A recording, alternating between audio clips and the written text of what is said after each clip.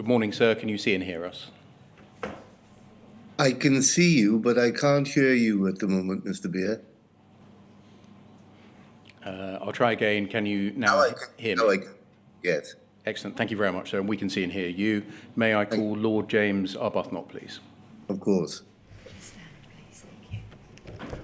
I do solemnly, sincerely and truly declare and affirm that the evidence I shall give shall be the truth, the whole truth, and nothing but the truth. Thank you very much. Lord Arbuthnot, I am counsel to the inquiry. My name is Jason Beer, as you know. Can you give us your full name, please? James Norwich Arbuthnot of Edrom.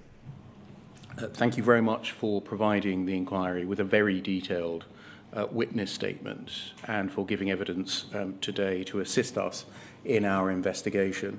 In relation to the witness statement that you've provided, can we look at it, please? It's the only time I'll ask you to look at a hard copy document.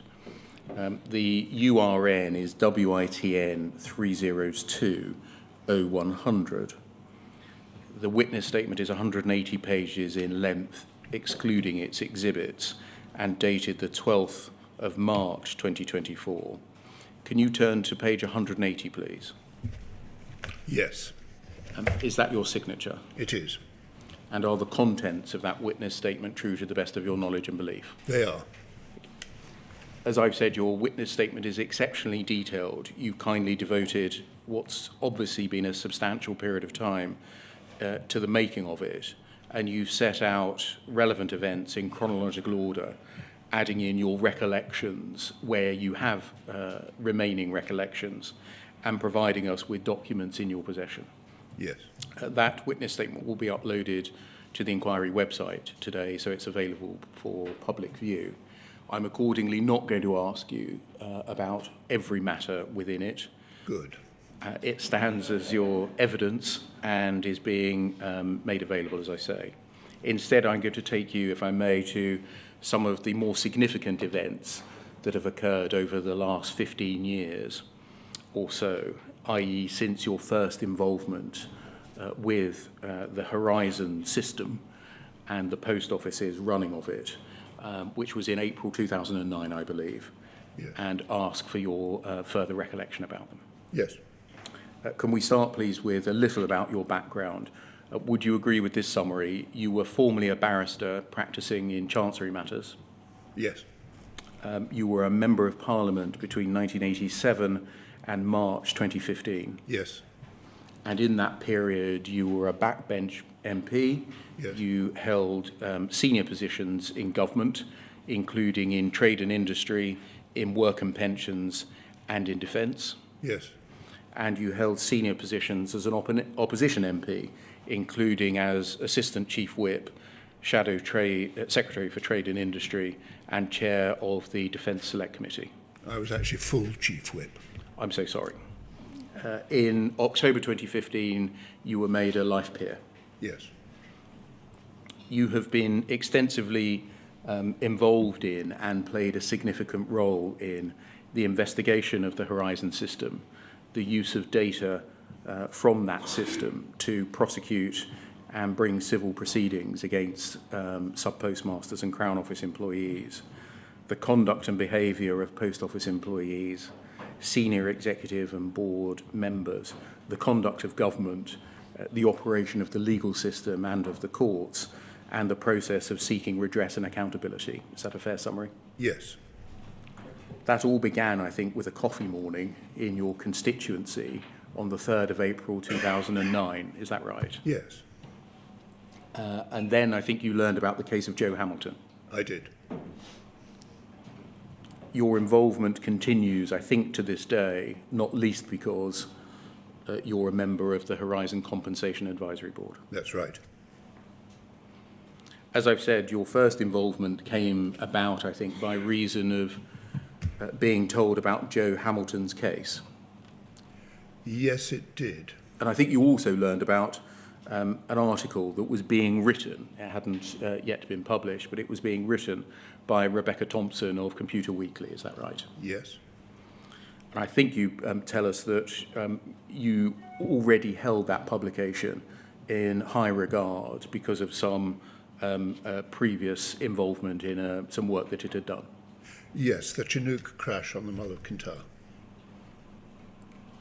And then later in 2009, you learned about a second case, that of David Bristow, the former sub-postmaster in Odiham. Is that right? That's right. His contract was terminated by the Post Office by reason of an alleged shortfall of £42,000. He suggested that the Horizon system was responsible for the shortfall. Is that a fair summary? Yes. Now, as well as lots of liaison with those who had drawn your attention to those two cases, Joe Hamilton's and Mr. Bristow's, and liaison over permission to use the information that you had been given. I've seen all of the correspondence where you sought such permission. Would it be right that the first significant step that you took was to write to Lord Peter Mandelson, who was then the Secretary of State for Business, Innovation and Skills? Yes, that's correct. Can we look at that first significant step then? The document will come up on the screen. It's Poll 2011 4298.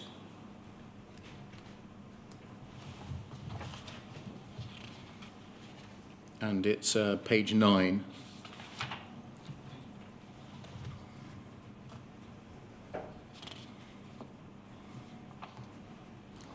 And if we can just enlarge so we can see the text.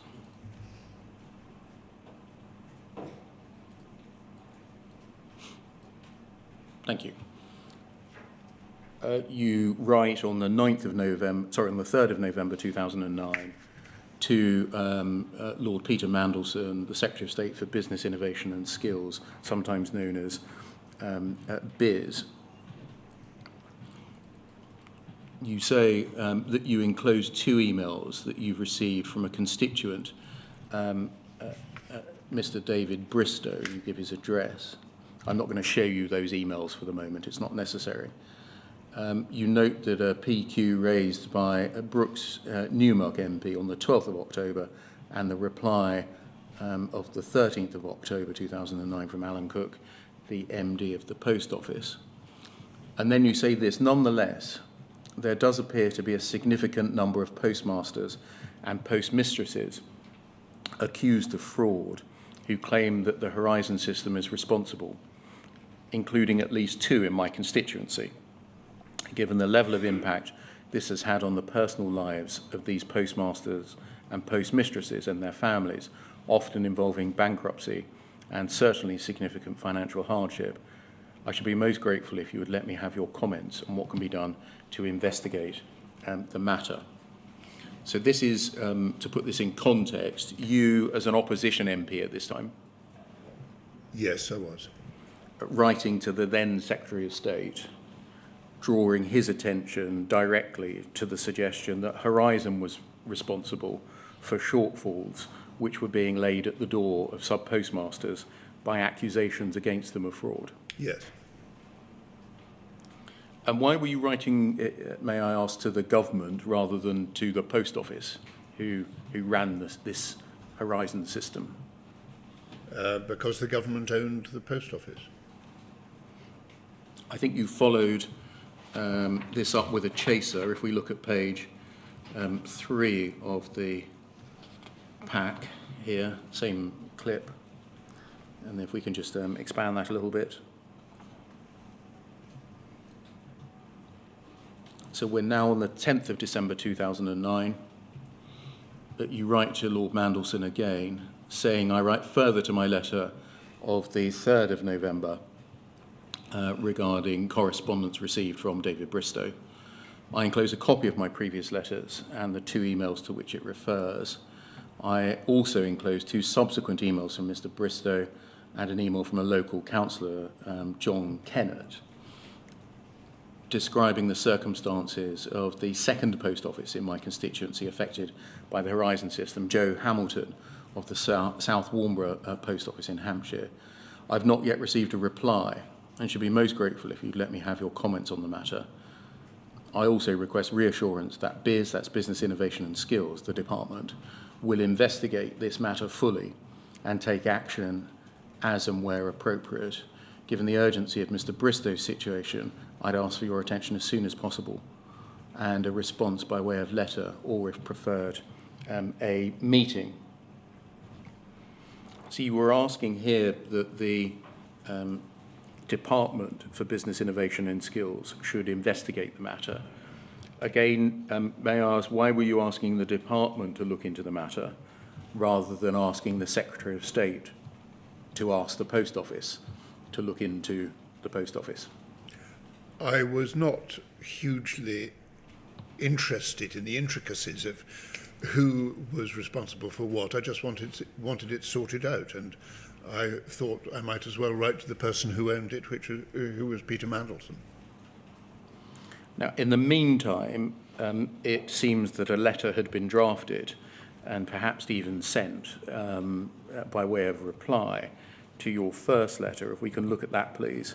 UKGI 301 1506.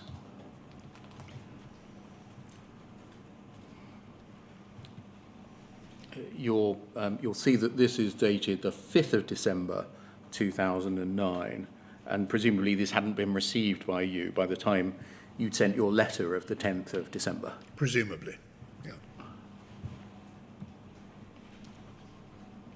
You'll see, if we just scroll to the bottom, please, it's sent by the Minister, Pat McFadden, rather than the Secretary of State, Lord Mandelson. And then if we go to the body of the letter, please. He thanks you for the letter of the 3rd of November and says he's replying as the Minister of State for Business Innovation and Skills. And he says, quote, under the government's postal sector reforms introduced in 2001, Royal Mail, which includes Post Office Limited, was given greater commercial freedom as the management and unions had requested, and government has assumed an arm's length role as a shareholder in a public limited company. Subject to agreeing its strategic plan with us, the board can structure the business as it decides best to meet the challenges of market development and changing customer needs. The issues raised by your constituent are operational and contractual matters for the Post Office and not for government. I understand from the Post Office that errors at the branch have been fully investigated, and there's nothing to indicate that there are any problems with the Horizon system. The company's position as regards the integrity of the Horizon system remains as set out in the reply from Alan Cook, to which your letter refers. You'll see that in the second paragraph there, Mr. McFadden took the point, or took the line, that the government had assumed an arm's length role as the shareholder with the Post Office, and that in the third paragraph, that the issues raised by you, which included that a large number of people may have been wrongly accused of crimes when in fact Horizon was to blame, was not a matter for the government. Yes. What was your reaction, if any, to those points? I was frustrated and annoyed, but it was clear that the government was saying that it was really nothing to do with them. And I didn't see at that stage where I could take it. Why were you frustrated? Because I'd wanted what had seemed to me to be something that was potentially an injustice to be sorted out. And since the government owned the Post Office, I assumed that the government would be in a position to sort it out. But they were saying, no, not me, Gov.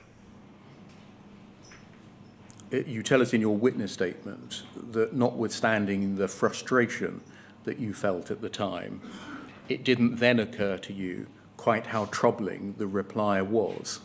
Yes. Can you explain what you mean by that? What this arm's length arrangement essentially means is that the government is refusing to take the responsibilities that go with ownership. And I don't think it's right to do that for various reasons.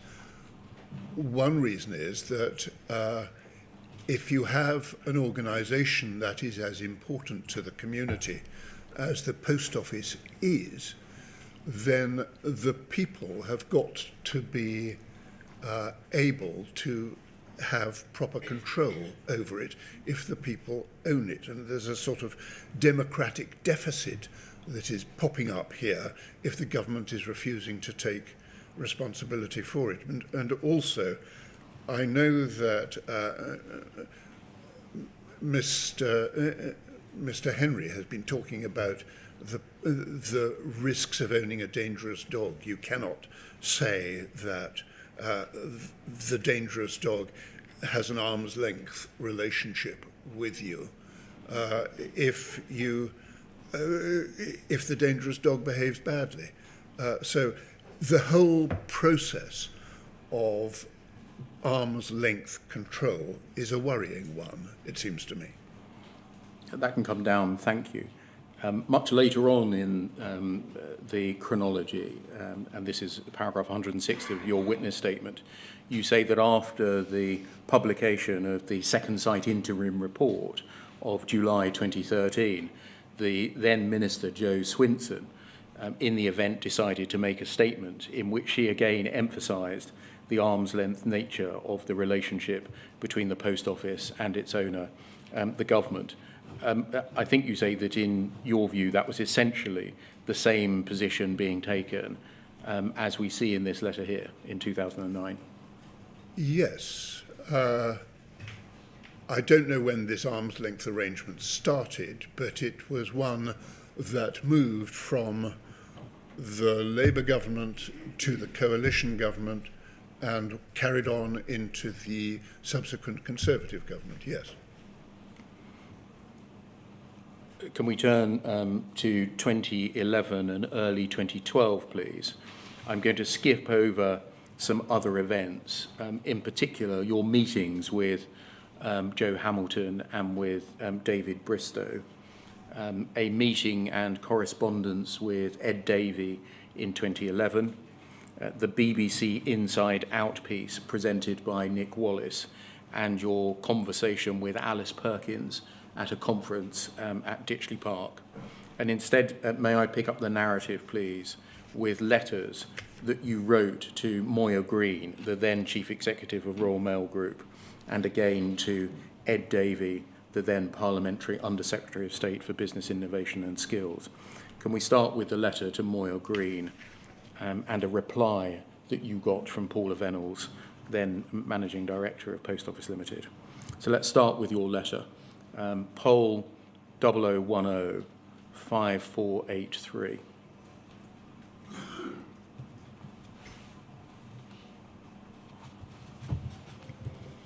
Again, if we can blow that up a little bit, please.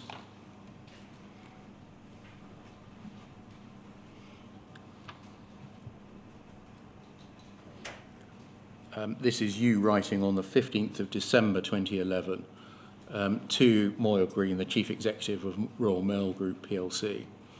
And you say, I have been contacted by a number of constituencies living in Odiham in Hampshire who are most upset by the fact their local post office has been closed and that a long-standing employee, Paul Kemp, has been dismissed due to irregularities. And just stopping there, you're referring there, I think, to a second sub-postmaster who had replaced Mr. Bristow, who had himself in turn been dismissed from the Odiham branch. Precisely. Mr. Kemp did not himself approach me, but my constituents in Odiham did, because they were worried about losing the post office in Odiham. And I think you tell us in your statement that this gave rise to a number of concerns that, in particular, you considered that it could not simply be a coincidence that two sub-postmasters in quick succession at the same branch would be dismissed by the post office over alleged shortfalls. As well as the sub-postmistress in the next door village of South Warnborough. Actually, there was something at the back of my mind which continued to trouble me, which was the number of these people who were being told, you are the only person this is happening to. And that struck me as being profoundly wrong, because at first it was obviously disprovable. They were not the only people it was happening to. Second, it was isolating those sub-postmasters and sub-postmistresses so they could not get support from others in the same position. And third, it had an element of intimidation about it, all of which set the post office and its way of operating with its sub-postmasters in a bad light. And that was at the back of my mind, even though I didn't put that in this letter. I've skipped over your meetings with Mr. Bristow and Joe Hamilton. You tell us in your witness statement that at a personal level, in the light of seeing them face to face, which is what you had done, you formed a view of them, that they were transparently honest people with integrity. Yes, absolutely. And that in your judgment, it was vanishingly unlikely that they were the type of people who would have done what was alleged against them. Yes, completely. Carrying on, you say, I'm most concerned on a number of fronts. First, my constituents tell me that this case appears to be a continuation of the problem that post office employees have been having with the software system that reconciled takings. I'm aware of 34 individual employees throughout the country who feel they have been wrongly accused of fraud due to faults with this particular system, and a meeting with them in the new year to discuss what action they plan on taking. You may recall that this case was brought to my attention in 2008, I think that should actually be 2009, when the sub-postmistress from South Warnborough, that's Joe Hamilton, in Hampshire faced the same situation. It's not been rectified, a situation which does not bring credit to the Royal Mail. I'm also writing to the Minister to make him aware of this, and we'll look at that in a moment. And then you deal with a separate point about the closure of the branch in Odiham. Overall, in this letter, you were raising the Horizon issue, not just in the context of the Odiham post office, but as a much broader point. Would that be fair? Yes. Can we look at the reply, please? Poll 0010 7698.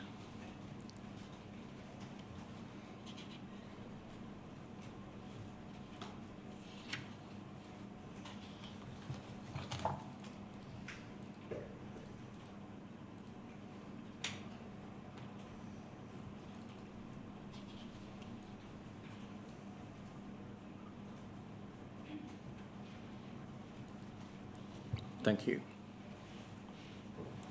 Thank you for your letter of the 15th of December addressed to Moya Green. That's the one we've just looked at. As Managing Director of Post Office Limited, Moya has asked me to reply to you direct. And if we look at the foot of the page, over the page, we can see that it's a letter from Paula Venables. Yes. And then back to page 1. So 9th of January, Paula Venables is writing back to you. The first page of this letter is about the last paragraph of your letter about the opening and closing of the branch in Odiham. So I'm going to skip over all of that because it's about whether and in what circumstances there should or should not be a post office at Odiham. And then over the page,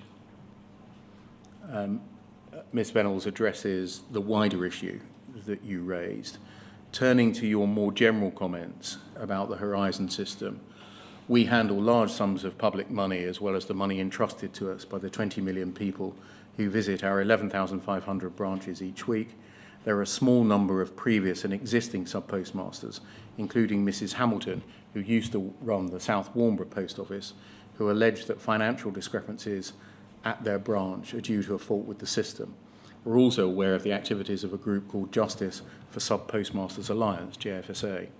There's been no evidence to support any of the allegations, and we have no reason to doubt the integrity of the system, which we remain confident is robust and fit for purpose. She hopes that that has clarified the position. You described this in your witness statement as being given the brush off. Yes. You say in your witness statement that the sub-postmasters that you had met seemed to you to be transparently honest. Yes. That there was no suggestion that the introduction of a new computerized accounting system had thereby uncovered previously hidden fraudsters. No. And if anyone had made such a suggestion, you would have given it short shrift because of the self-evident honesty of the sub-postmasters you had met, because of the sudden rash of similar allegations shortly after the installation of a new computer system. Yes. And therefore you were not satisfied with being given the brush off by Paula Venables. No, I wasn't.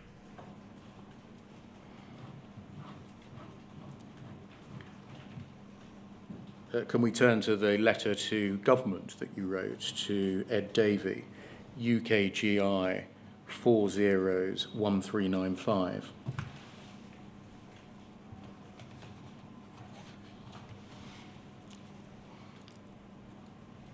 You'll see he was the Parliamentary Under-Secretary of State in BIS at that time, and you say, I have been contacted by a number of constituents living in Odium in Hampshire who are most upset at the fact that their local post office has been closed, and a long-standing employee, Paul Kemp, has been dismissed due to irregularities. I'd be most grateful if you would look into these matters, these related matters, a matter of urgency. We discussed the matter some months ago. I'm most concerned that the irregularities may be a continuation of the problem that post office employees have been having with the software system that reconciled takings. I'm aware of 34 individual employees throughout the country who feel they've been wrongly accused of fraud due to faults in this particular system. You say that it's a situation that's not been rectified, a situation which does not bring credit to the Royal Mail, and you note that you're writing to Moya Green. And then you take up the point in the last paragraph about the closure of the post office, irrespective of the other issues that you raised. So in this letter, would you agree you're drawing attention to the suggestion that Horizon is to blame for the losses that are being laid at the door of the sub-postmasters? Yes. You're making it clear, would you agree, that this is a countrywide issue? Yes. And you refer to your previous correspondence. Did Mr. Davey ever reply to you? I don't think he did, but I referred in this letter not only to my previous correspondence, but also to a face-to-face discussion at the top of the second paragraph that I'd had some time before, when I must have raised it with him. But I don't think he replied to me, probably because he was told that Paula Venables was replying to me herself.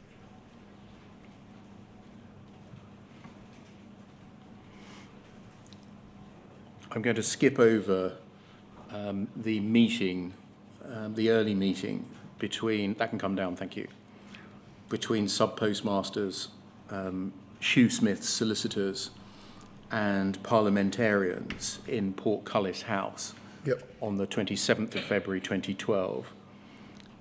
That's addressed in paragraphs 37 and 38 of your witness statement, and in detailed minutes of that meeting. There's no need to display this. On SMIS 40247 at pages 4 to 7. But in short, you chaired the meeting. You Yes. told the sub-postmasters that you did not believe that they were anything other than honest. Yes. And that the post office's line, as you described it, that there was nothing wrong with Horizon, was wholly implausible. Yes. Is that a fair summary of the meeting? It is. And what was the idea of the meeting between sub-postmasters, shoesmiths and parliamentarians? One MP alone can't achieve much, but if there is a nationwide issue, then getting more than one MP together makes for much greater effect, as we can see. This led, I think, to a meeting with Alice Perkins and Olwyn Lyons and you very shortly thereafter on the 13th of March 2012, is that right? Yes. And I want to explore briefly with you a meeting that you had with Alice Perkins and Olwyn Lyons. So the context, I think, for the meeting was a written communication, an email that you'd sent to Alice Perkins on the 23rd of February. If we can just look at that, please. Poll 00105470.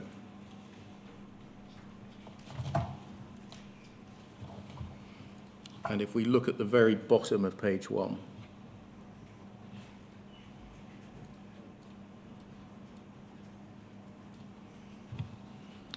you say on the 23rd of February, "Dear Alice, you may remember that when we last met at, I think, Ditchley Park," that's the conference that I mentioned earlier, "I mentioned the issue of the Horizon computer system in use at sub-post offices throughout the country. And I said I had a real concern about the way some of the sub-postmasters in and outside my constituency had been treated." Then over the page. You have to skip. Thank you. "May I please come and see you about it? I know it's the position of the Post Office, supported by the National Federation of Sub-Postmasters, though not by the Communication Workers Union, that there's nothing wrong with Horizon. I'm deeply sceptical about this, and I hope I can persuade you to look afresh at the matter rather than accepting there should be a closing of ranks around the computer."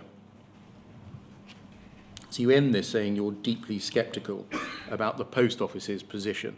There's nothing wrong with Horizon.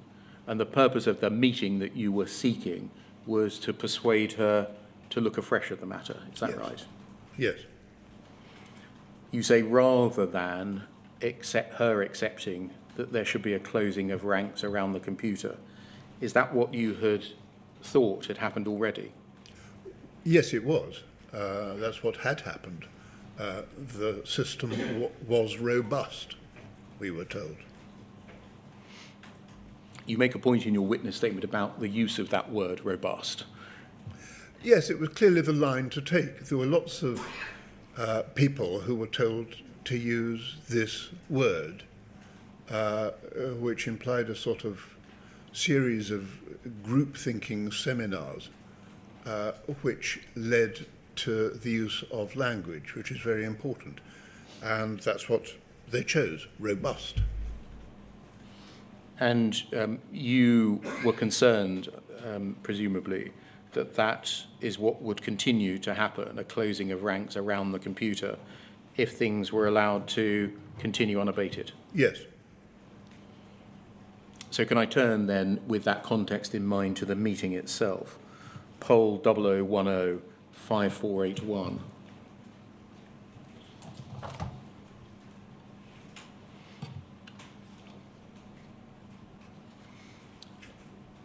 It's the three of you. We can see from the top, you, Alice Perkins and Olwyn Lyons. Paragraph 1, you started the meeting by explaining why you were concerned about the Horizon system and the support that sub-postmasters receive from the business when they're faced with a discrepancy in their accounts. You told us about, the minute says you told them about a recent meeting with you and another 8 MPs. That's the Portcullis House meeting that we mentioned. Yes. In which you had met some of the affected sub-postmasters and shoesmiths, their legal representatives. If we just scan through paragraph 2, that's Olwyn Lyons speaking. paragraph 3, Alice Perkins inviting you to visit the model office to see how Horizon works. You in paragraph 4 making a counter proposal to come to Old Street, so offering to come to Old Street, but accompanied by a computer expert, possibly somebody from Computer Weekly. And you made the point that you put credence on their opinion because of their involvement in the Chinook helicopter crash inquiry, and that you told them that Computer Weekly had also been sceptical about Horizon. And then paragraph 5 is something I just want to concentrate on. It says, it records, and this is the Post Office's own note, Alice Perkins explained that the system had been independently reviewed by several people, including the Royal Mail Internal Audit and Deloitte, who had no relationship with the business or Fujitsu. And you are recorded as saying that you were not convinced that this had been done by IT experts. From this minute, I suspect you've got no recollection of the meeting itself. You are correct. But from the minute, would you understand that you were being told that Royal Mail Group internal audit was independent of the Post Office? Yes, I would have been sceptical about that independence. And then secondly, that there was a separate audit of Horizon by Deloitte. Yes, because there was something inherently implausible about a new computer system being completely fault-free. Have you, to this date, ever seen such an independent audit of the Horizon system completed by Deloitte before the 13th of March 2012, when this meeting took place? No.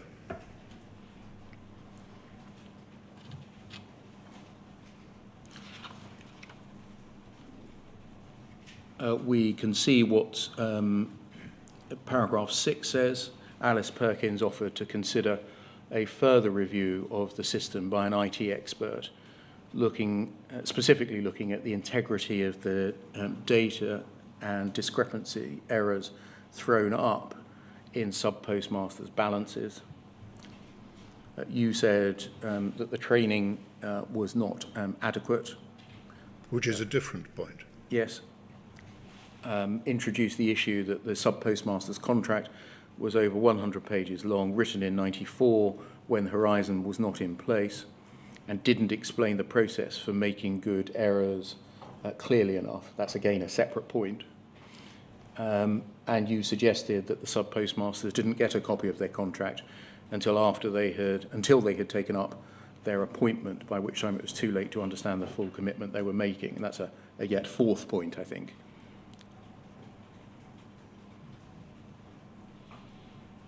And then we can see what's discussed in paragraphs 8 and 9, and then over the page at 10. In closing, you informed Alice Perkins that there had been discussion about an adjournment debate on the topic. What's the purpose of mentioning that kind of thing? Well, just to say that if there were 8 MPs involved in the meeting with shoesmiths and sub-postmasters, then raising it in Parliament would be a good way of bringing publicity and ministerial attention to an issue that was clearly important. So is it a sort of an attempt to drive action by the Post Office? Yes, it must have been. Not that I'd ever done an adjournment debate by that stage, but nevertheless, I suppose that was what I was doing, yes. I.e., this needs to be taken seriously. Yes. One of the consequences, if it's not, may be an adjournment debate. Precisely. Can we look, please, as matters, and I'm dealing with this part of the chronology in some detail because it may be important in due course, at a letter of the 4th of April, that in fact you weren't copied into, but Can we look, please, at poll 0010 7710?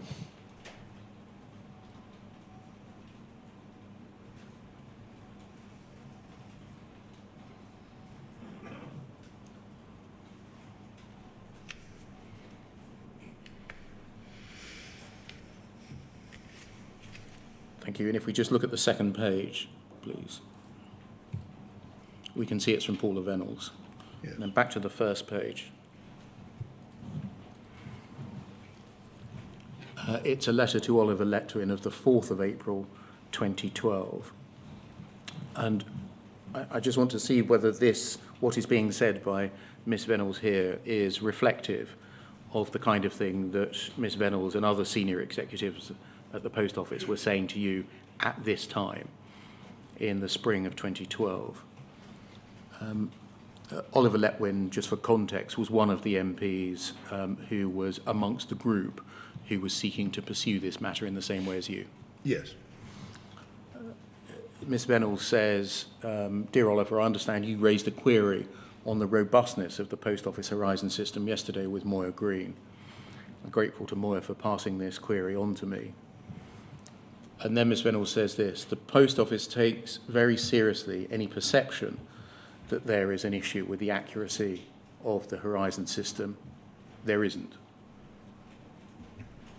The Horizon system has been rigorously tested using independent assessors and robust procedures.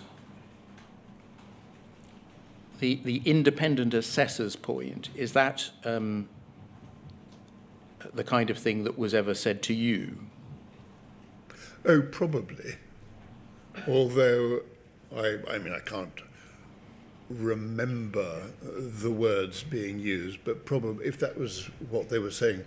Were they ever named? We saw in the meeting that it was said that there was an independent audit commissioned or carried out by the Royal Mail Group's audit function and Deloitte's. These independent assessors, can you remember whether any other names were given? Well, it's 12 years ago now. I can't remember whether names were used. It was the independence that I would have been interested in rather than the names. Yes. And we'll see that there's a very firm line taken in the first part of that paragraph. Yes. Seems odd. And then paragraph 3.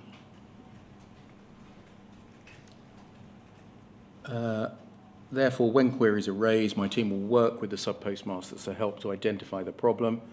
Very often the missing, in inverted commas, funds are a keying or balancing error that can be put right, and training given to ensure it doesn't happen again. These checks and procedures resolve virtually all discrepancies satisfactorily. So that's saying it's the sub-postmaster's responsibilities or fault, essentially. Yes. However, in some cases, which fortunately are very few and far between, we've had to prosecute sub-postmasters for theft or false accounting and provide evidence which substantiates our legal position. In every instance, the courts have found in our favour. Now, that's a false statement there, that in every instance the courts have found in our favour. It's just not true. Would you have known at the time that that was a false statement? No, I wouldn't. Would you, if a senior executive of the Post Office was writing to you on Post Office headed paper and formally as an MP, and said, in every instance the courts have found in our favour, accept at face value what they were saying?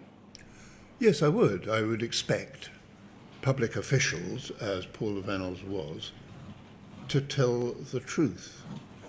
However, I would have had at the back of my mind the knowledge that the Post Office had been, as a matter of almost routine, telling lots and lots and lots of sub-postmasters that they were the only ones having these problems. That would have been at the back of my mind, I think. So I might have had some question about what they were saying. Thank you, that can come down. I'm going to skip over the meeting that you and Oliver Letwin had with Alice Perkins, the chairman of the Post Office, Paula Venables, the then CEO of the Post Office, Susan Crichton, the legal and compliance director, Leslie Sewell, the chief information officer, Rod Ismay, then head of product and branch accounting, and Angela Vanden Bogard, the head of network, on the 17th of May. It's addressed in detail in paragraphs 43 to 46 of your witness statement and in a comprehensive pack prepared for the meeting. The outcome of the meeting is this, right, was that the Post Office offered to give independent forensic accountants access to the Horizon system and for the Post Office to fund such an investigation. Yes. It was the first time I had heard the phrase forensic accountants, and I didn't know what they were, but it sounded good. It turned out to be good. This, I think, had been something that had been suggested by Andrew Tyree MP back in the Portcullis House meeting of the 27th of February 2012. Yes. And so I think you were pleased. Yes, very pleased. Partly because the offer came from Paula Venables, namely to have the forensic accountants. It was something that we wanted, but when Paula Venables offered it, we bit her hand off, as it were. I just want to ask you for some details about what the Post Office said through its senior representatives that it was proposing these forensic accountants should investigate, so that we can see and we can compare what was proposed with what we ended up with. Yes. At the end of the second site investigation. Can we look, please, at poll 303-3825?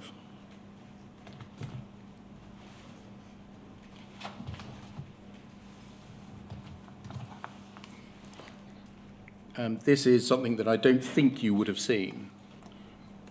It's a Post Office pack containing the documents set out in that index there, an agenda for the meeting, key messages that the Post Office wished to deliver.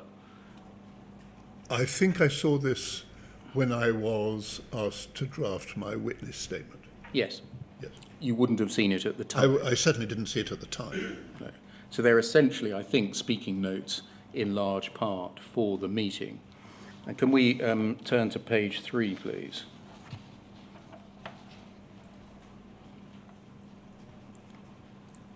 We can see the key messages to be delivered by Alice Perkins under the Who column in the introductions to the meeting.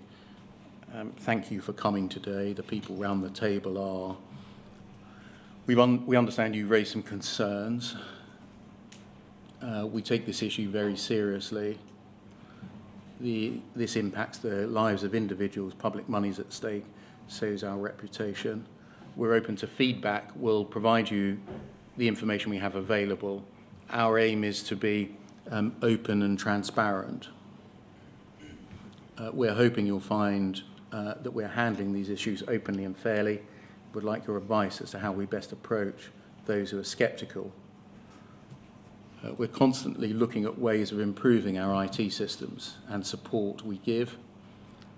And then this, our IT systems are routinely audited and our recruitment and training processes are independently reviewed so that we can make improvements. We'll be exploring in due course the accuracy of that, IT systems being routinely audited. And then reading on, we're also considering an external audit of our end-to-end processes, systems and data. I'll come back to you at the end of the meeting to get your views.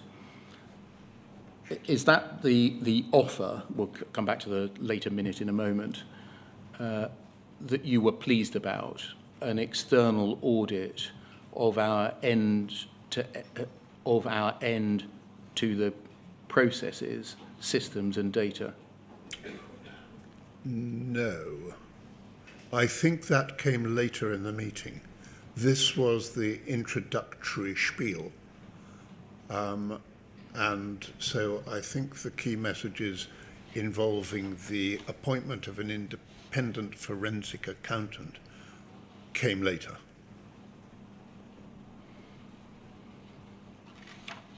Just skipping through, we'll get to the end in a moment.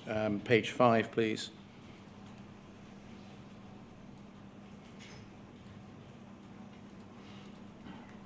This is Leslie Sewell speaking. Third bullet point, although we recognise that Horizon is not perfect, no computer system is, it's been audited by internal and external teams. It's also been tested in the courts and no evidence of problems found of the nature suggested by JFSA. And Horizon was designed with integrity in mind from the very beginning. And then if we go on, please, to page 7.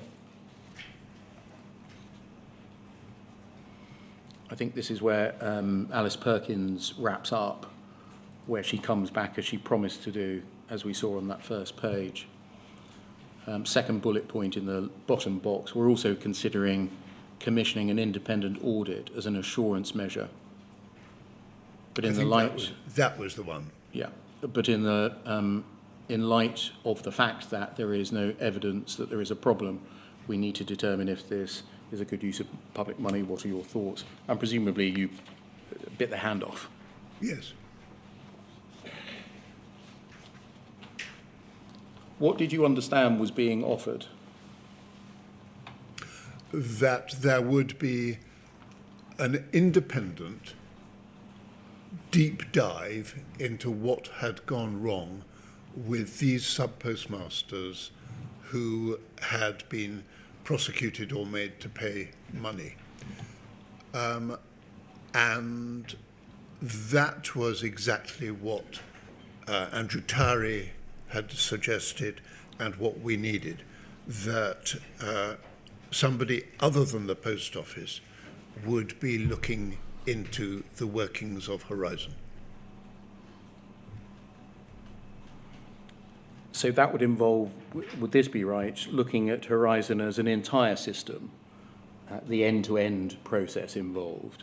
Yes. As well as other Post Office accounting procedures? Yes. One of the things that I had raised in one of the documents you've earlier shown me was the issue of the helpline, the issue of training, the issue of the contract, and so, yes, to look into all of that. It seems that there was an agreement to have a further meeting with a wider group of parliamentarians, and that was set for the 18th of June 2012. Yes. This is maybe quite an important meeting, so I want to examine it in a little more detail, if we may.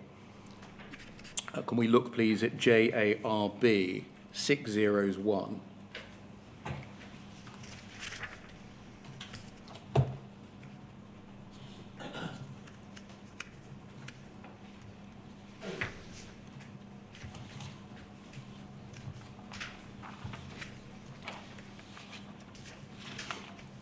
I think these minutes were taken, is this right, by Janet Walker, your then Chief of Staff? Yes, that's correct.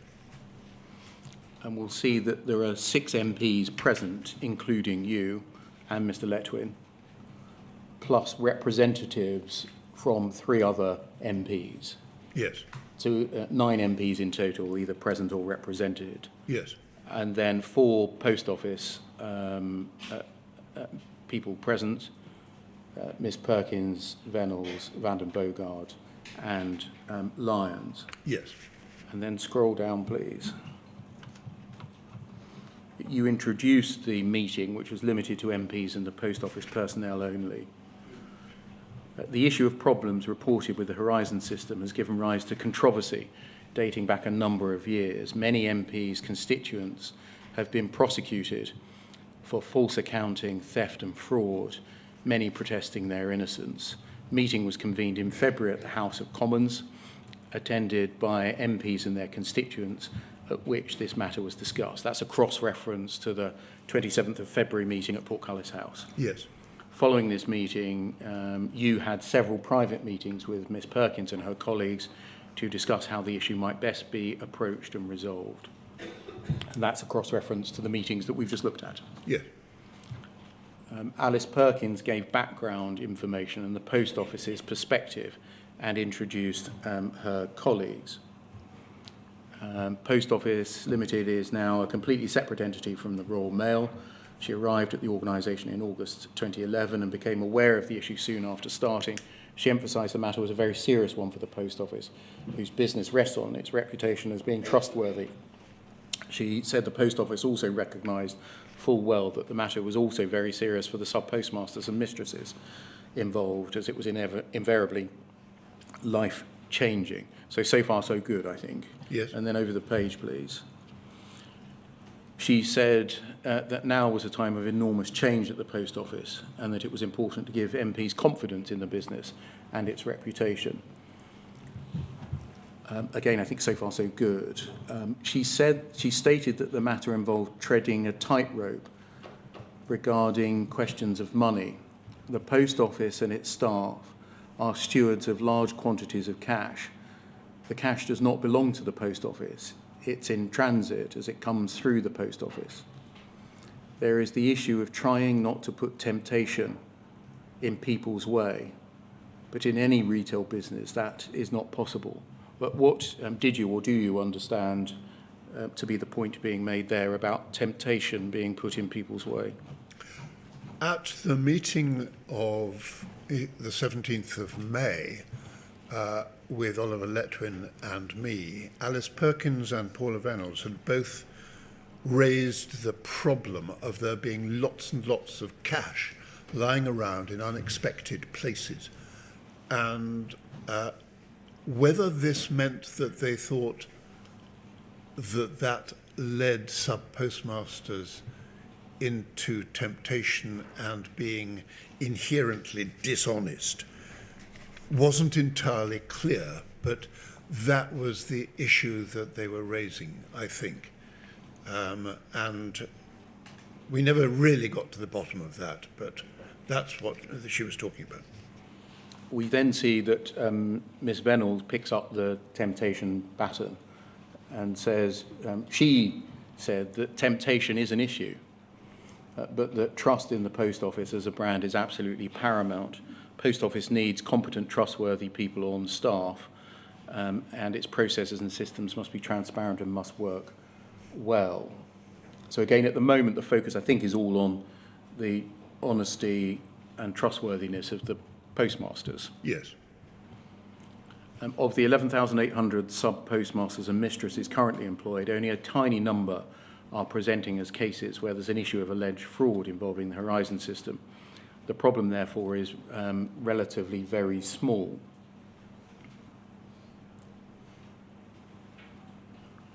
And then I want to go through what's later said here as a series of assertions made. She said, according to the minutes, that the Horizon system is very secure. The first assertion, assertion 1. Did you at this stage know whether that was true or false? At this stage, no, I didn't. We were going to have an independent investigation to see whether that was true or not. Did you accept what you were being told by the Chief Executive of the Post Office? I did not accept that the Horizon system was very secure, no. That was a matter still to be investigated. Can I turn to the second assertion, assertion 2? Every keystroke used by anyone using the system is recorded and auditable. Did you know whether that was true or false? I didn't know whether that was true or false. That was a matter still to be investigated. Did you accept what you were being told by the Chief Executive of the Post No. Office? She's recorded as continuing to say, when things go wrong in a sub-post office, there's a helpline which staff can call 7 days a week during office hours, and backup staff who will help further if things go wrong. It's here that issues are normally resolved. Did you know whether that was correct, true or false, that at the helpline stage, issues are normally resolved? I believed it was probably untrue at that stage, mostly because of the experience that Joe Hamilton had had of seeing, of telephoning the helpline, asking what to do, doing what they said, and seeing the balance that she was alleged to be owing to have doubled in front of her eyes. So that assertion struck me as being untrue. Can we turn to the fourth assertion? It appears that some sub-postmasters have been borrowing money from the post office account or till in the same way that they might do in a retail business. But this isn't how the post office works. Post office cash is public money, and the post office must recover it if it goes missing. Did you or would you take from what is recorded as being said there that the issue, according to Ms. Venables, was with postmasters putting their hands in the till rather than with Horizon? Well, it's clearly possible that that might have happened in some cases. But if you don't have a robust, to use the word, Horizon accounting system, you can't be sure whether it has happened. So I thought it might have happened in some cases, but to say that it happened in a lot of cases struck me as being needing to be examined and tested. And then the fifth assertion, every case taken to prosecution that involves the Horizon system thus far has found in favour of the Post Office, assertion 5. We'll come in a moment to look at that statement, which, as I've said, is not a true statement. But did you know whether it was true or false at this time? Well, what I knew about Joe Hamilton was that her case had been found in favour of the Post Office, and yet it was her case that I was particularly questioning.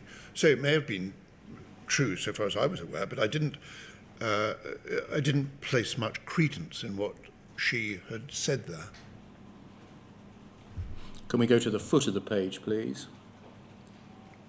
And you'll see just in between that the minute follows largely the structure of the speaking notes that we've looked at, with Angela Van Bogard now speaking to the two case studies. It notes there that they're attached. Do you think you might have got something from that pack that we saw? Well, they were attached.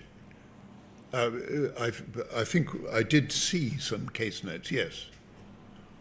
They are somewhere around in a large bundle of papers. Thank you.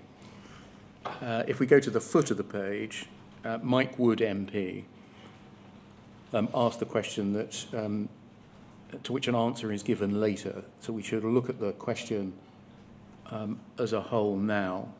Mike Wood MP asked whether anyone at the Post Office had entertained the thought that there might well be problems with the Horizon system, rather than believing that there was not. He asked whether the Post Office was saying that the system was 100% secure and 100% foolproof, making the point that it would be the first software system implemented by government to be so, were this the case. And then if we go over to the top of the next page, Andrew Brigden MP asked whether there had been any case where the discrepancy was the fault of the system.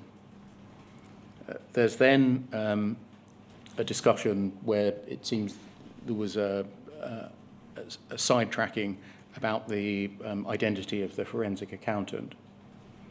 And then if you see 3 boxes from the bottom there, Paula Venables said that going back to Andrew Brigden's question, there had not been a case investigated where the Horizon system had been found to be at fault.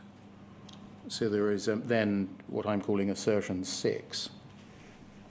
Did you know, again, it's expressed in a different way, whether that was true or false? No. There had not been a case investigated where the Horizon system had been found to be at fault? No, I didn't. So we've seen the assertions made. That can come down, thank you.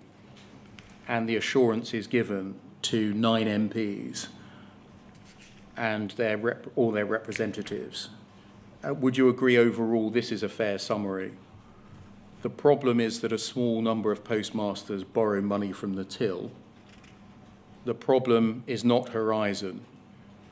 Every prosecution involving Horizon has found in favour of the Post Office, and not a single case existed where on investigation the Horizon system was found to be at fault. Yes. I think it follows that Alice Perkins, Paula Venables, Angela Vanden Bogard and Alwyn Lyons did not disclose to you and the other 8 MPs or their representatives the following. Firstly, anything about the Julie Wolstenholme case. No, they didn't. In which expert evidence had been served by a man called Jason Coyne concerning bugs in the Horizon system, and which case was subsequently settled by the Post Office. They didn't disclose that, no. They didn't mention the case of Lee Castleton and the obtaining of a report from BDO Stoy Hayward, which had found errors in the operation of the Horizon system. No, they didn't. They didn't mention the acquittal of Maureen McKelvey by a jury in 2004, Mrs. McKelvey having blamed Horizon for the causing of losses of money which she was accused of stealing. No, they didn't. They did not mention the speedy acquittal of Suzanne Palmer by a jury in 2007, Mrs. Palmer also having blamed Horizon at trial for the losses attributable or said to be attributable to her.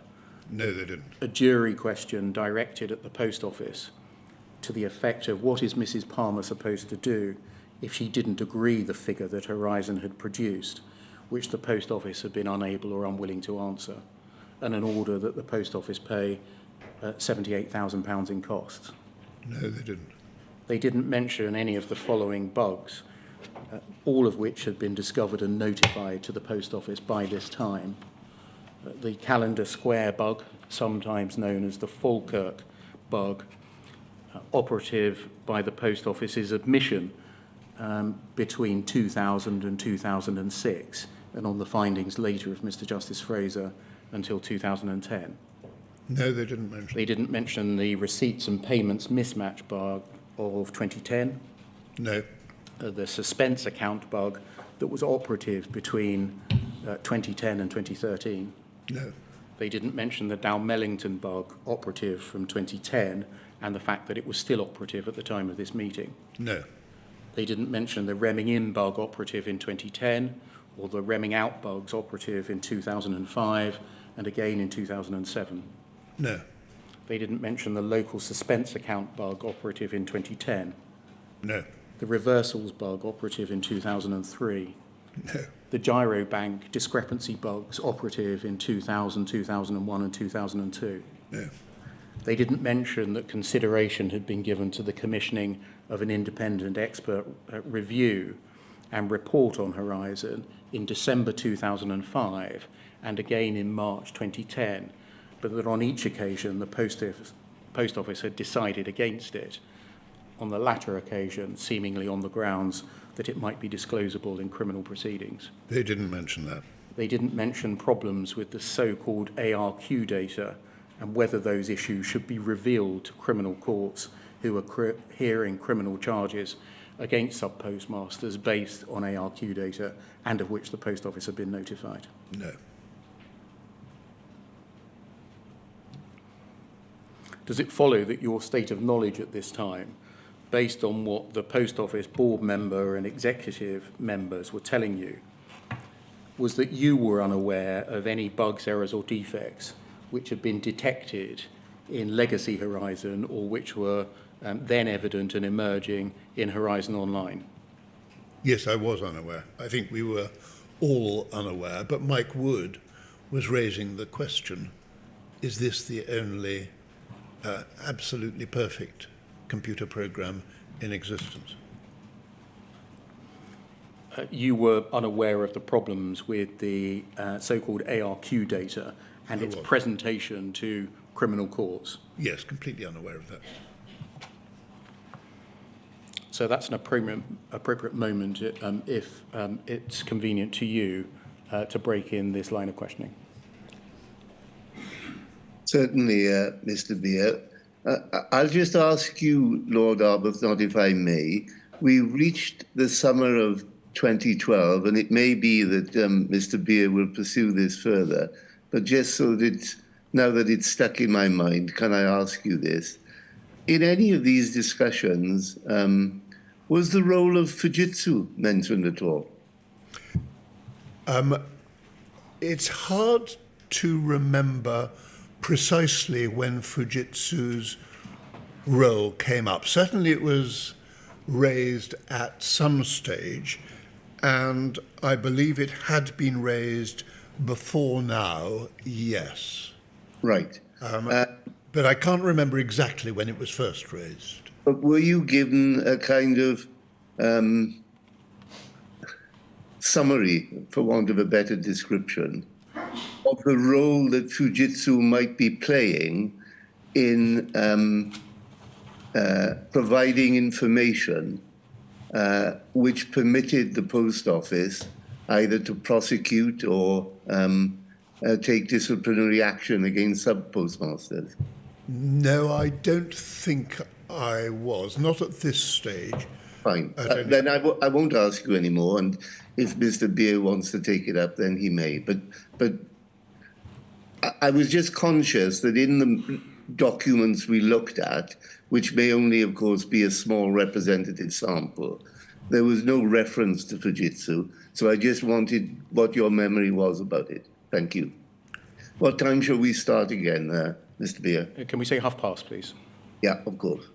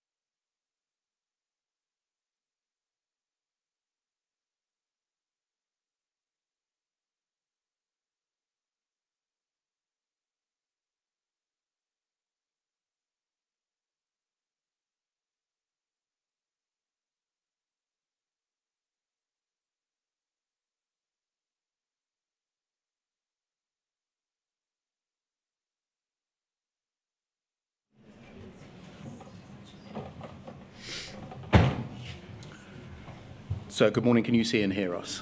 Yes, thank you, yes.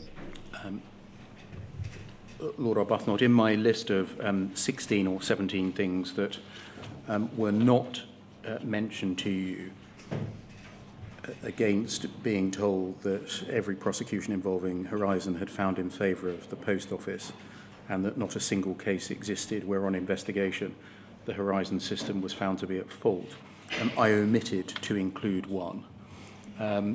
That of Miss Nicola Arch, who was acquitted in 2000, so very early on. Was that something that was mentioned to you? No, that was not something that was mentioned to me. I had mentioned the jury acquittal in 2004 of Maureen McKelvey and the jury acquittal of Suzanne Palmer in 2007. That's a third jury acquittal not mentioned. Right. And in that list of 16, now 17 issues that were not revealed to you at the meeting that we were talking about in mid-June, does the same apply to all of the meetings that you had with senior post office managers? And by that I mean the meeting with Alice Perkins and Alwyn Lyons on the 13th of March 2012? Oh yes, the same applies. I was not told, here is a list of bugs that you ought to take into account. No, they failed to do that. And I might divide it into three. One is civil and criminal cases. The second is bugs. And the third is consideration in the past of independent investigations. Absolutely. They did not do that. And does the same apply to the meeting with Alice Perkins and Paula Venables on the 17th of May 2002? Yes. In all of this time, did any of them ever mention the facts and matters which I've listed, 16 or 17 of them? No. Now, at this, or in preparation for this meeting of the 18th of June 2012, there was also a prac prepared, just like the last meeting, the 17th of May 2012, by the Post Office. And I just want to look at some of the things that the senior representatives of the Post Office were intending to say, or were briefed to say, as opposed to what the minute records them as actually having said. Can we look at poll 309 6640?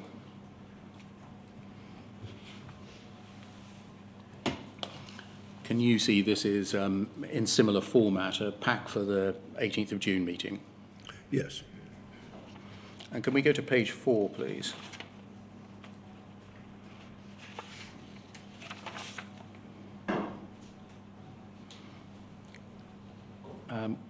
This is the part that sets out the Paula Venables briefing note, speaking note, or lines to take. And can we look at the 5th bullet point, please? Where she is briefed to say, or to include in the meeting, I am confident about the integrity of Horizon. It was built on robust principles of reliability and integrity. It has undergone many external audits, and no problems of this nature have ever been raised.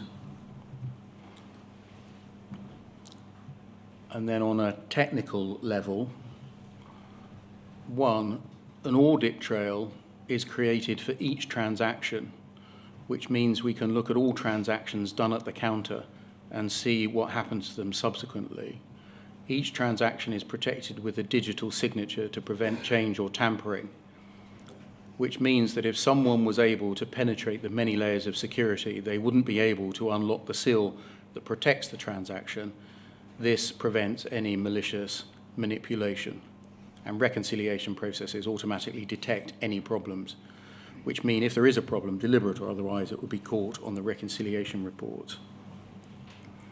did you or would you take such a statement to mean that remote access to alter the branch accounts was not possible?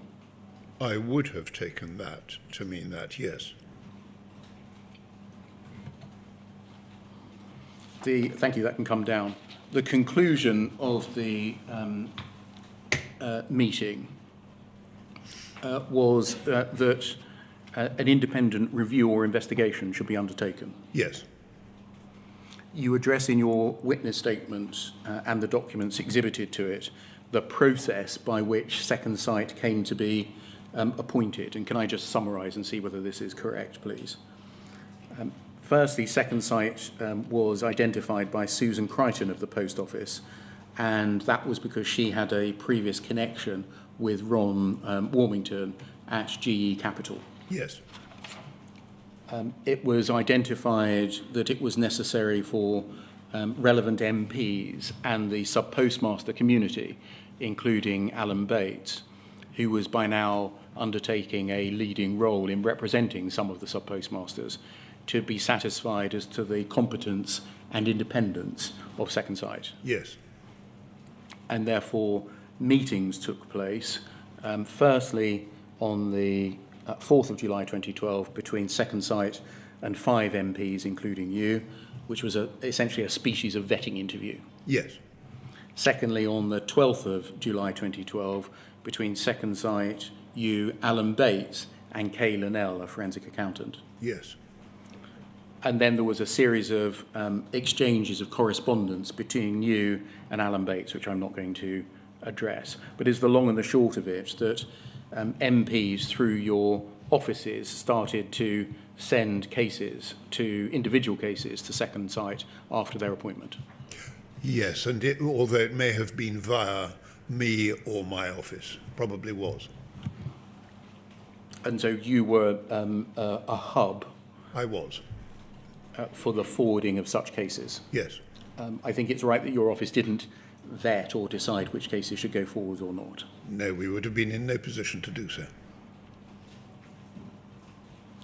Can I turn to some early reporting back from Second Sight? I think it's right that in March 2013 you received some early feedback from Second Sight on the investigations that had by then taken place. And this caused a meeting to be scheduled for the 25th of March 2013 at Portcullis House. In advance, you wrote a letter to Alice Perkins on the 7th of March 2013, and I'd like to look at that, please. Poll 309-7588.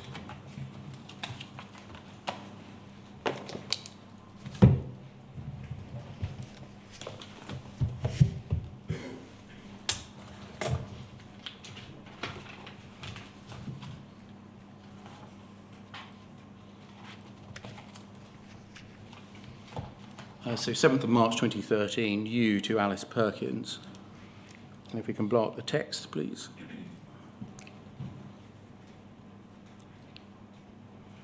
As you know, I'm hosting a meeting on the 25th of March at Portcullis House about the sub-postmaster mistress issue. That's the meeting that we're going to turn to. The meeting is to take the form of an update from Ron Warmington and Ian Henderson of Second Sight on how their investigations are proceeding. I wonder if you might be free to attend, along with any of those of your colleagues that you deem it's appropriate to invite. I've invited all MPs who have constituents who've raised this matter with them. Alan Bates, who heads the Alliance for Justice of Sub-Postmasters, and Kay Linnell, who is working with him. I do not propose inviting the media. And then we can scan over the remaining paragraphs on that page. And go over the page, please.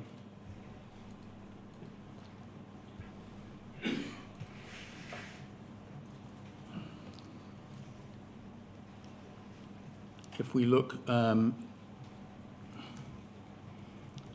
you say at the top of the page, I'd like to raise two matters, and these are things that may need a conversation between you and me before the meeting. In my discussions with Ron and Ian, I gather that questions have been raised over the absolute integrity of Horizon. though without there being so fundamental as to say that the system is not fit for purpose. Since it is a system that remains in current use, there's a risk that existing sub-postmasters and mistresses may find themselves in exactly the same position as those whose cases are being investigated. I know definitive results are not yet available, but I hope Post Office will be ready to address this issue. I think it follows from that you had by that stage received information from Second Sight that questions over the absolute integrity of Horizon were being raised by them, Second Sight. Yes. In the last paragraph. Not necessarily by them. Questions were being raised, at least in the presence of Second Sight, possibly by Second Sight, or possibly both. I understand. You say in the last paragraph that you're impressed beyond expectations with not only in how the investigations are proceeding, but of your continuing support. You could not recall a more important campaign, nor one where the end result has been so consistently supported by all parties involved. You have my gratitude and admiration for how the Post Office is handling this.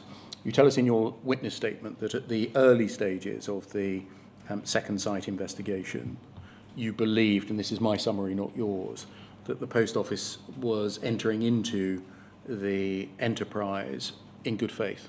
Yes. Did that remain your belief? By this stage, yes. By the time I wrote this letter, I certainly did believe that. We'll come later to the when seeds of doubt started to be sown. Yes. But can you identify in summary what those seeds were and when they occurred? The summary of the seeds of doubt arose through my initial fears about the Post Office's approach to the truth in terms of telling people like Joe Hamilton that you're the only person that was involved. But let's ride over that. There was a degree of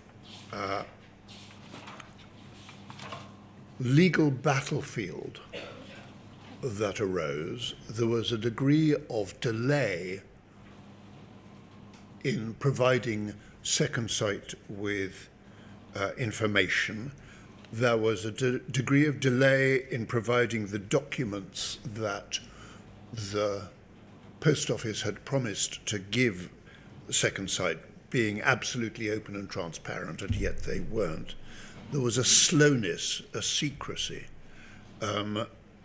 a general slowing everything down that worried me. I think it's right to say that the Post Office did not react well to this letter that you wrote them. I think it is right to say that. Can we look at what you say about that in your witness statement, please, at page 42?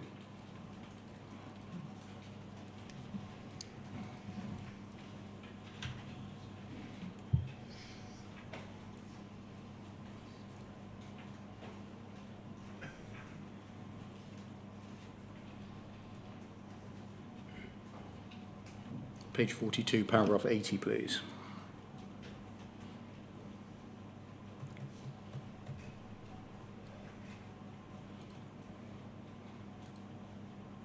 Foot of the page.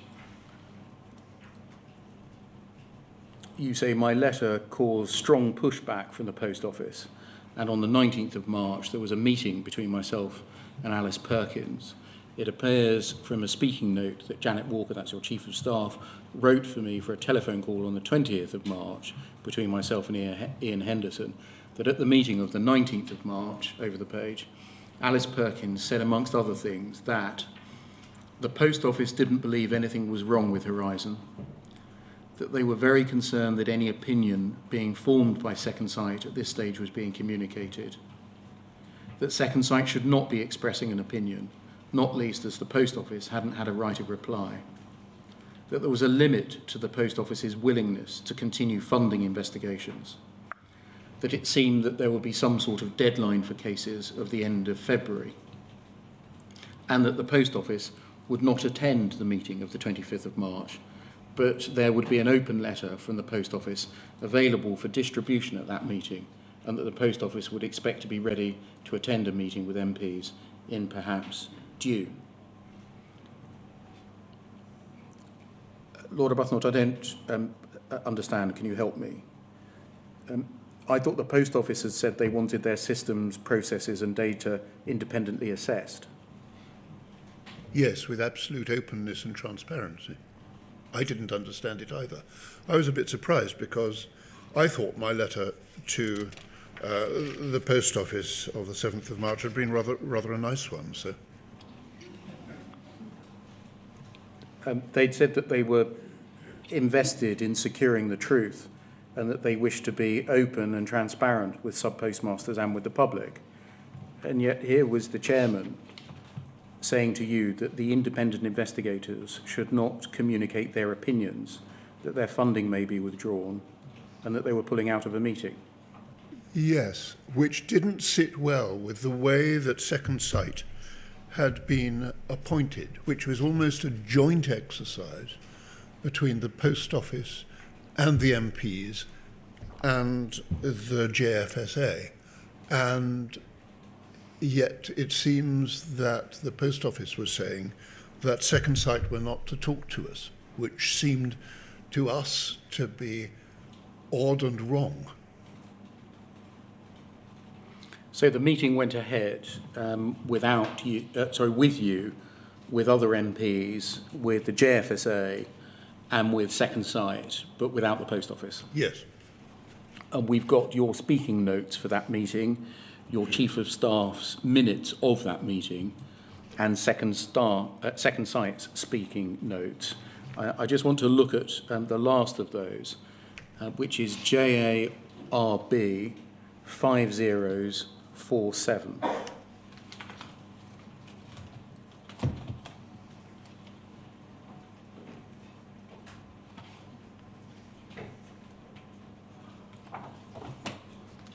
These are the Second Sight notes for the meeting of the 25th of March 2013. There is a summary in the first, second, third and fourth paragraphs. And then scroll down, please. Then at the foot of the page, they, Second Sight, recall that the fast-track review process had identified the following 7 issues as being a significant feature in one or more of the cases submitted. Transaction anomalies following communications or power failures, rogue transactions not entered by sub-postmasters or their staff, missing or duplicated transactions associated with postage labels, phone cards, gyro payments, ATMs or checks, training and support issues, loss of transaction audit trails being available to sub-postmasters, accounting issues at the end of the trading period, and the contract between the Post Office and sub-postmasters. And then if we go over the page, please.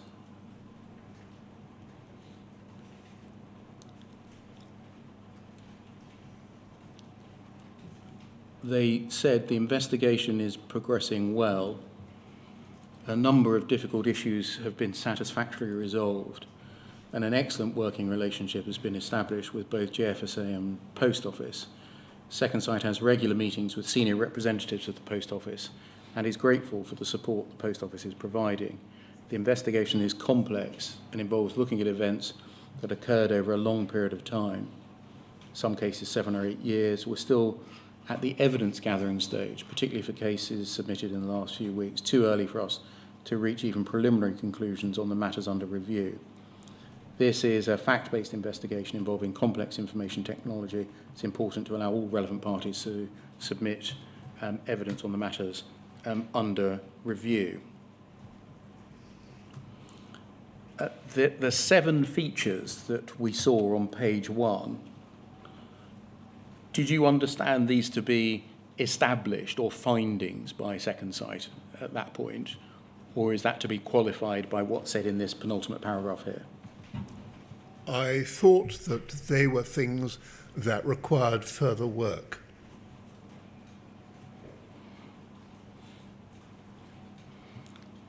It seems that in turn, what was said at the meeting caused concern with JFSA. And can we look, please, at Mr. Bates' letter of the 1st of April 2013, JARB 5049.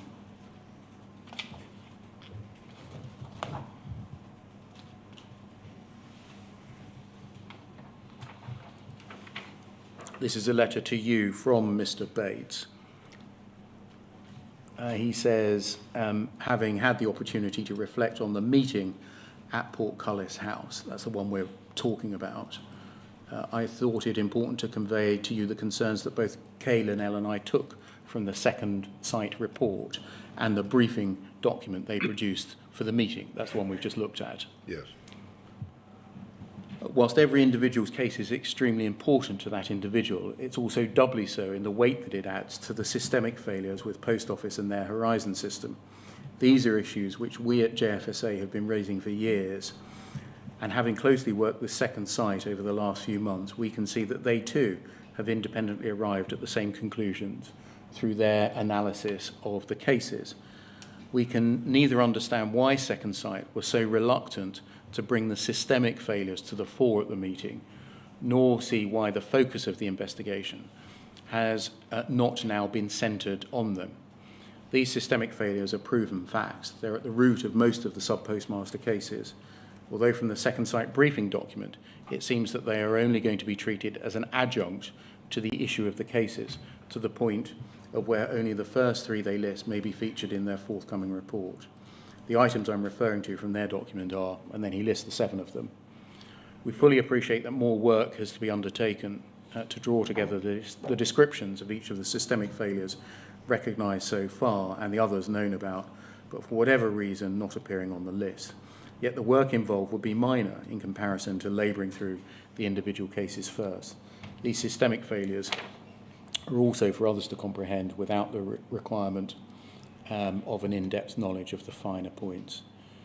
These systemic failures should now become the yardstick that the individual cases are measured against. That approach will be quicker and far more effective method of addressing the whole issue and would minimise the information required from POL, which is the main cause of the slow progress of, that Second Sight has made with the individual cases. There does seem to me far too much sensitivity in not requiring the Post Office to address these systemic failures now, rather than waiting until a report is produced later in the year.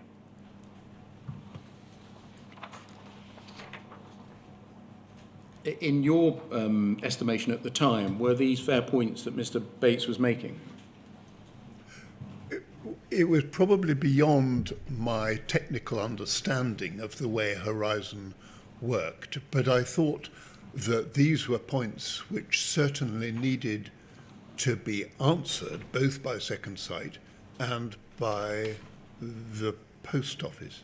There was at some stage a dispute about the meaning of the word systemic, and Second Sight used it eventually to mean a system-wide set of problems, whereas Alan Bates was using it to mean a problem with the system, wherever it struck. And the Post Office grabbed the most favourable to them meaning of the word systemic, and Alan Bates pursued the least favourable to the Post Office use of the word systemic. Did you gain any sense at this time of whether the Post Office's intervention by the letter from Alice Perkins and the refusal to attend the meeting, the strong pushback that you mentioned earlier, had itself had an effect on the strength of view that Second Sight held, or at least the way it was prepared to present such views? I'm not sure exactly what you're asking there. I did think that this was the first time that the Post Office had really objected to what Second Sight was doing, and that might well have a consequence on Second Sight. Thank you. I think that answers the question. You had a telephone conference call with Paula Venables as a consequence of this, for which your Chief of Staff prepared a briefing or speaking note. Can we look at that, please? JARB 5052.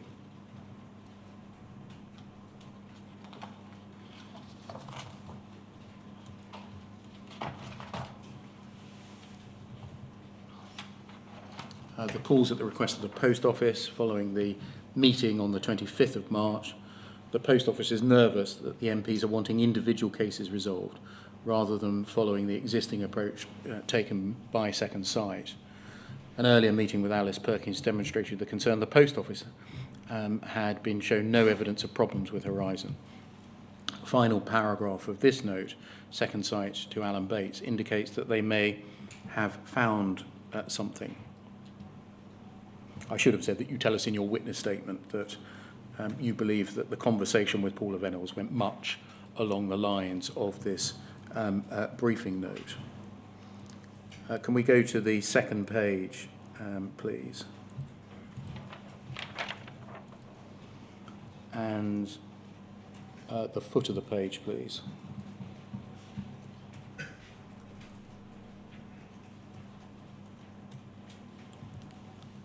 So you're here rehearsing, Mrs. Walker is rehearsing for you, the contents of an email exchange between them and Alan Bates under paragraph 2.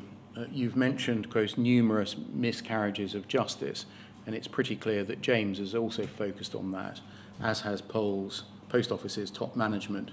You, Kay, Ian and I all know how much reliance has been placed on the courts, criminal and civil, on the Post Office's assurance, such as, quote, there is no remote access to the system or to individual branch terminals which would allow accounting records to be manipulated in any way.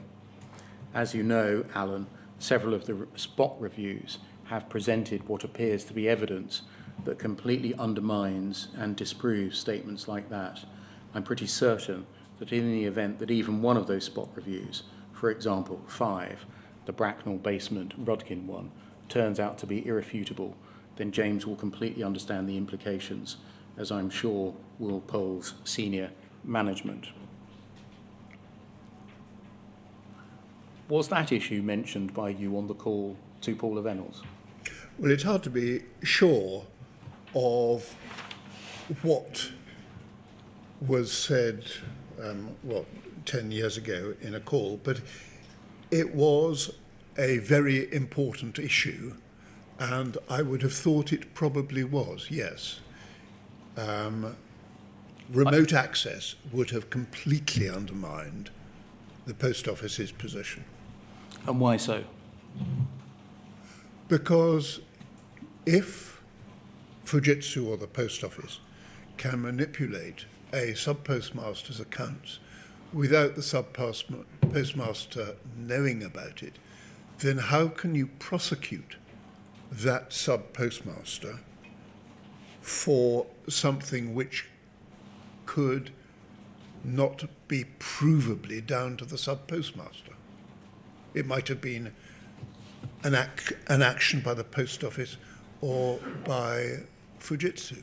It would, I think, completely undermine the question of the standard of proof required in a criminal trial. So for you, was it an important or an unimportant matter? It was central to the entire business. And so this isn't a record of the call, it's not a minute made of the call, it's a briefing for the call. Yes. And in this part of it, it's not a narrative of what to say, it's a recitation of an email of about 10 days before between Second Sight and Mr. Bates, but referring to the Bracknell basement Rudkin spot review. Your evidence, as I understand it, is you believe that this issue of remote access was mentioned, was addressed in the call with Paula Reynolds. I think it would have been, yes. Can you not go any further than that in saying the detail that in fact you mentioned? I can't go any further than that because it may well be that at this stage the Bracknell basement Rudkin issue was something which Second Sight was still trying to get final proof about. I can't remember whether at this stage the Post Office was still denying that that meeting had ever taken place and that Second Sight were trying to get email evidence. I can't remember exactly when that was resolved. Can we turn to a new document, please? Poll 309-8379, which is the Post Office's minute of the call.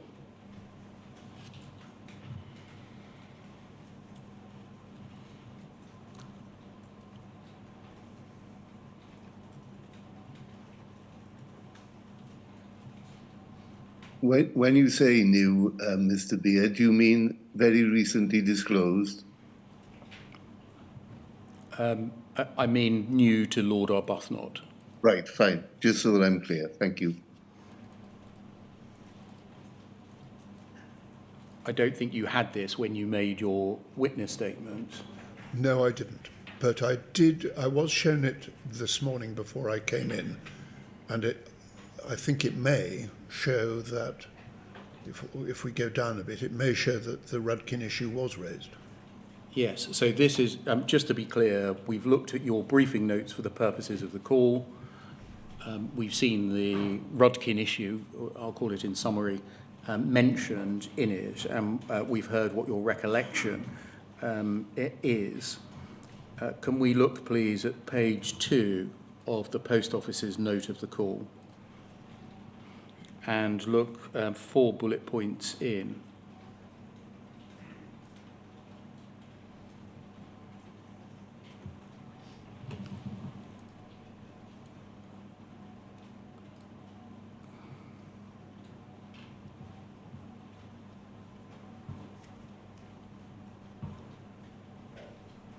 I think that's a separate issue. Yes, but if you look at 6 bullet points in, you get to what you want, I think. Yes, you're quite right. Yes, I meant to ask about 4 bullets point in because it's the run-up to the conversation in bullet point 6. We can just start at 4. JFSA raised the concern with James that the Post Office is continuing with prosecutions despite the review taking place, predicated on the view that there is, quote, nothing wrong with Horizon. You did not think that we should be prosecuting on that basis, i.e. the Post Office should be prosecuting on that basis. And then Ms. Reynolds says, I think because Second Sight have made noises about finding something. And she is recorded as promising to you to get back on that point. On that point, was it your view that the work of Second Sight affected the propriety of continuing to prosecute? Yes. And why was that? Because of the standard of proof required in a criminal prosecution. You need to be sure that the criminal activity has been done by a sub-postmaster accused as opposed to having been done by somebody else. And then the 6th bullet point, which is linked to the 4th, you're recorded as saying we should not go ahead, i.e. I think the Post Office should not go ahead with prosecutions, presumably, until the Post Office can prove that there is no remote access to the system or branch terminal which can change the sub-postmaster's account. He did not say so, but I think Second Sight have suggested this. Does that help you to recollect with how the conversation went? Well, if I certainly wouldn't question that I raised that if this is what their minute says. No, I must have raised it as they say I did. I think I would not have told Paula Venables that Second Sight had suggested it, but it was something that I think Andrew Bridgen had been raising consistently because his constituent was Michael Rudkin.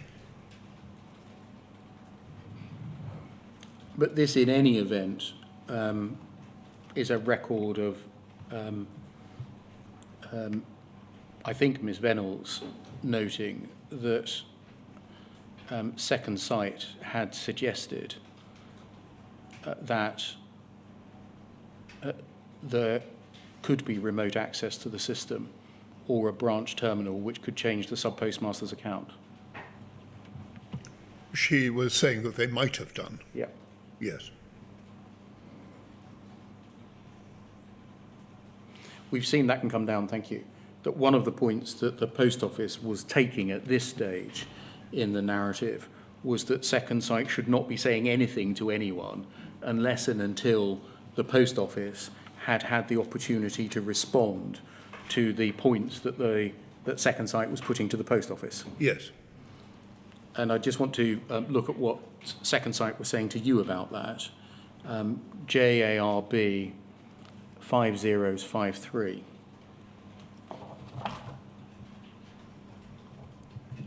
This is an email the next month on the 12th of June from Ron Warmington of Second Sight. And he says, I'll send a proper response to your latest email later today. I don't think we'll need your help in getting the Post Office to respond to the spot reviews. They are responding, but you're not yet in a form that will really work in our interim report or in the 8th of July meeting. They are still, understandably I suppose, incredibly defensive, and nobody at the levels producing the responses is ready to give an inch. They probably fear it will be career death to concede any failings whatsoever. We have consistently and clearly asked for short, easy to understand, honest and complete answers to the assertions that we have put forward. What we are getting are highly technical, multi-page responses that will appear to many to have been crafted so as to avoid actually giving any answers to those assertions and allegations at all. Without wishing to burden you with the detail, the attached is a pretty good example and shows my exasperation in trying to get them to, in capital letters, answer the blasted questions. Was this email that you received here and what Second Sight were then saying about the Post Office's approach at this time a recurrent theme? I think it was, particularly the use of the word defensive.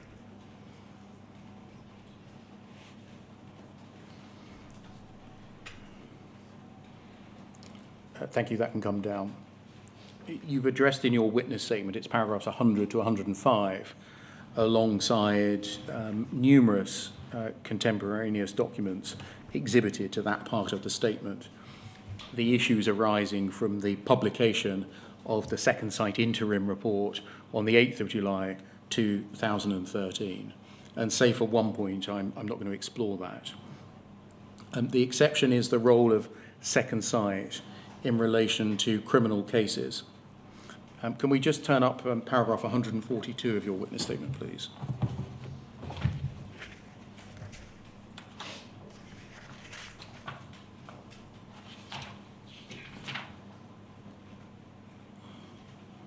which is on page 75.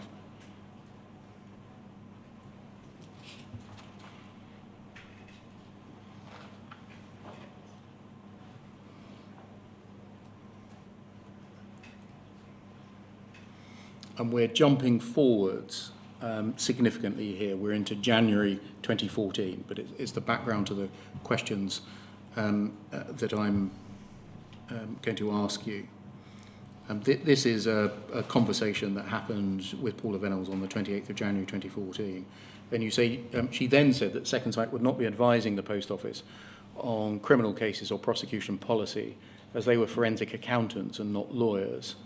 I believe at the time this struck me as wrong. It was at odds with what she just said about not restricting Second Sight's ability to investigate the issues with Horizon. Accountants in their training and work have a great deal to do with criminal cases and prosecution.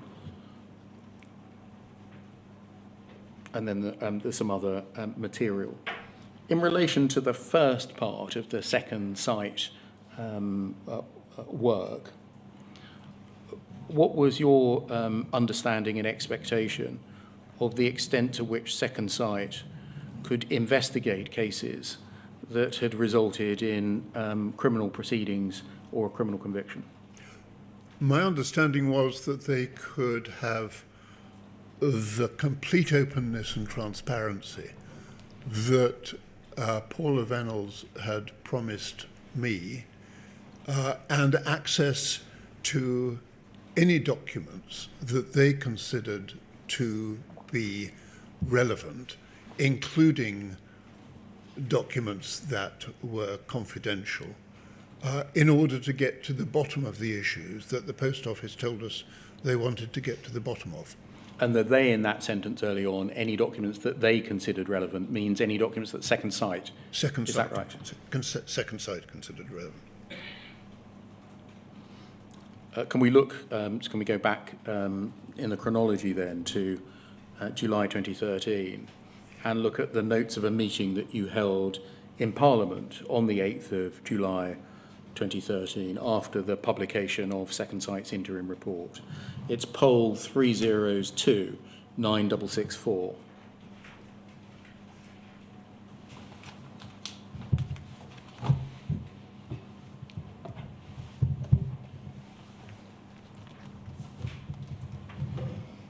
I think this is a meeting after the publication that day of the interim report between Second Sight, Alan Bates, Caelan L. Shoesmith and a number of MPs. Can we look, please, at the bottom of page 3? We scroll down. Thank you. Right at the bottom. And Andrew Brigden MP asked Second Sight if they believed the issues they'd identified had an impact in relation to the historic convictions. And then over the page, please. Second Sight said that was a legal question which they were not qualified to answer, and they did not consider it was appropriate to express an opinion. They have to present facts, and it's for others to consider the impact on any historic cases. Firstly, would you agree with Second Sight's characterisation of the limitations of their professional expertise? I'm not sure I would, really.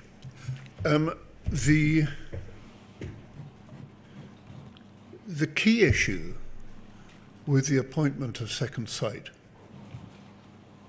was that they were going to have to look at a number of different issues: computer programming, accountancy, the legal implications arising out of those things. And the key issue was that they should be independent of the Post Office. And so I had rather greater faith in Second Sight's legal expertise than it seems they did. And particularly since they had discovered a potential prosecution of Joe Hamilton on the basis of theft when there was no evidence. They had raised that. And that was an ethical issue which seemed to have passed by the Post Office lawyers who ought to have picked it up. So Second Sight's limitations in their own minds on their own ability was not something that I would have accepted. As a separate issue, accepting the limitations that they themselves accepted, would that, in your view, have amounted to a proper bar in investigating the facts of any cases that had ended up as prosecutions or convictions? No. I don't think... I mean, what we had been promised was total transparency and total openness. Second Sight were the independent investigators going into the Post Office to achieve that total transparency and openness. They were the people to look into these things, and so I wasn't prepared to accept any bar on what they were looking at. Can I just take you to their engagement letter with the Post Office, please? Poll 50213.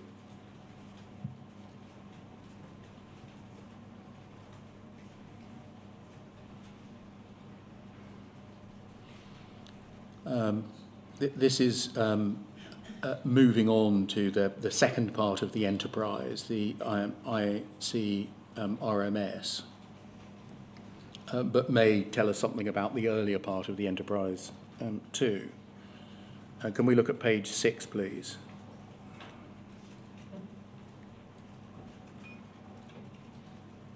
And clause 5.1, if you scroll down. In providing the services, Second Sight shall, over the page please, act with the skill and care expected of qualified and experienced accountants.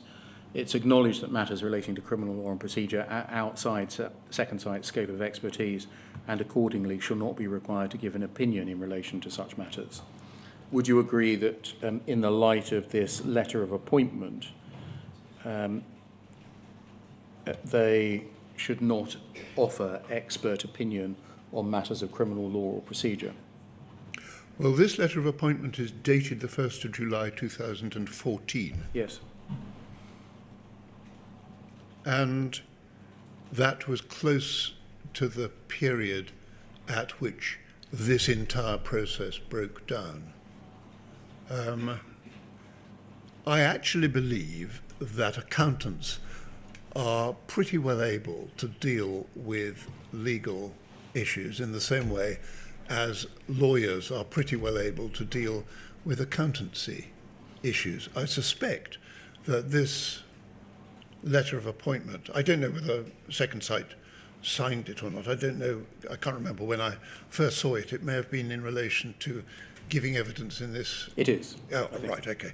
I don't know whether Second Sight signed it. I think they did. They did? I mean, you're right, Lord Arbuthnot, that perhaps oddly, at the beginning of the mediation process, there was no letter of appointment, and the Post Office raised the issue of a letter of appointment towards the end of the process, and this was it. Oh, well.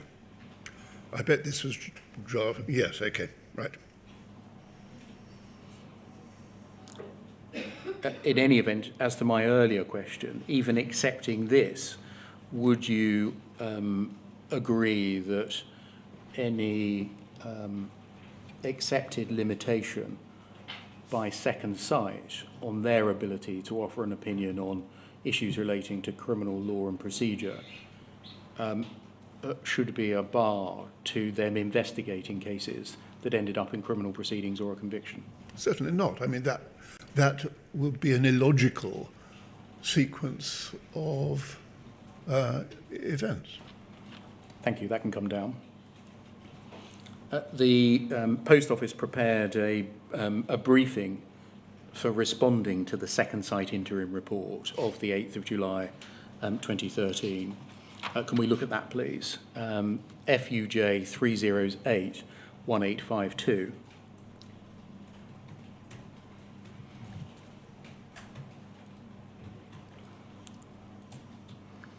And can we look, please, on page 9 at the bottom?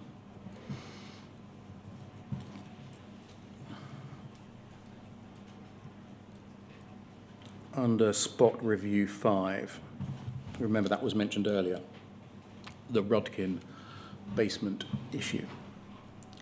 This spot review principally focuses on an assertion by Michael Rudkin that during a visit to Fujitsu site at Bracknell on Tuesday, the 19th of August 2008, he observed an individual based in the basement of the building who demonstrated the ability to access live branch data and directly adjust transactions on the system. Given the amount of time that's passed, neither the Post Office nor Fujitsu have any record of Mr. Rudkin attending the Bracknell site. Post Office and Fujitsu have attempted to establish the Bracknell visitor logs for the day in question to verify Mr. Rudkin's attendance and his contact on the day. However, these records are not retained for as far back as 2008. Fujitsu have additionally made the effort to go through all email documents and archived information to hand, but do not have any information for Tuesday the 19th of August 2008 that would suggest they had visitors to the site. Further review into the Post Office work logs indicated that there were just 3 Post Office test managers present on site in Bracknell on the 19th of August 2008. None of them have any calendar records relating to a visit by Mr. Rudkin. It has, however, been determined that in August 2008, the basement of Fujitsu's building contained a Horizon test environment that would look very similar to a live Horizon environment. This environment was not physically or technologically connected to the live Horizon environment. It was therefore impossible for anyone in this room to have adjusted any live transaction records, though Mr. Rudkin may have witnessed some form of adjustment to the test environment. This separation of test and live environments is designed to guarantee the integrity of Horizon data. That can come down, thank you. Arising from the second site interim report and the Post Office's response to it, did you understand it then, that's July 2003, that 2013, that the Post Office was denying that remote access to Horizon accounts was possible? Yes. Prior to the publication of the interim report, did Second Sight tell you anything about remote access to Horizon accounts? I can't remember exactly when I heard about this very odd business of Michael Rudkin visiting Fujitsu. But I do believe that Second Sight, whether it was Ron Warmington or Ian Henderson, told me that they were trying to get to the bottom of it, that they were trying to find evidence, and that without that evidence of emails or calendar entries or whatever, they would find it difficult to be absolutely definitive in their interim report about there being remote access to Horizon.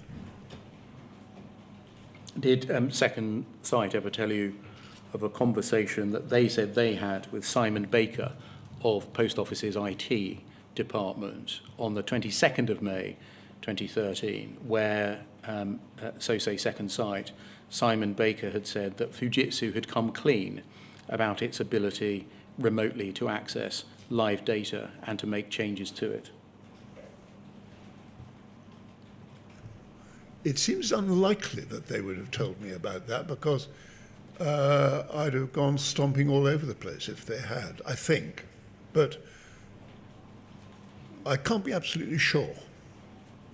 I think it follows that they, Second Sight, didn't tell you that Mr. Baker had, so said Second Sight, informed Alwyn Lyons and Susan Crichton of this. I don't think they did. Or of a conversation on the 22nd of May, of which a recording exists, 2013, where this issue was further discussed. I don't think they did. aside from those conversations between Second Sight and Post Office personnel, the inquiry has heard a lot of other evidence in relation to the remote access capabilities of Fujitsu, including evidence from John Simpkins, from Anne Chambers, from written policy documents setting out the extent to which there existed unrestricted and unaudited privileged access in some parts of Fujitsu to Horizon data. What would your view have been had this material been disclosed to you in mid-2013? It would have been that there had been a large number of miscarriages of justice, that the convictions that had been secured by the Post Office were unsafe, and that most, if not all, of the Post Office's convictions of sub-postmasters should be re-examined in the forum probably of the Criminal Cases Review Commission.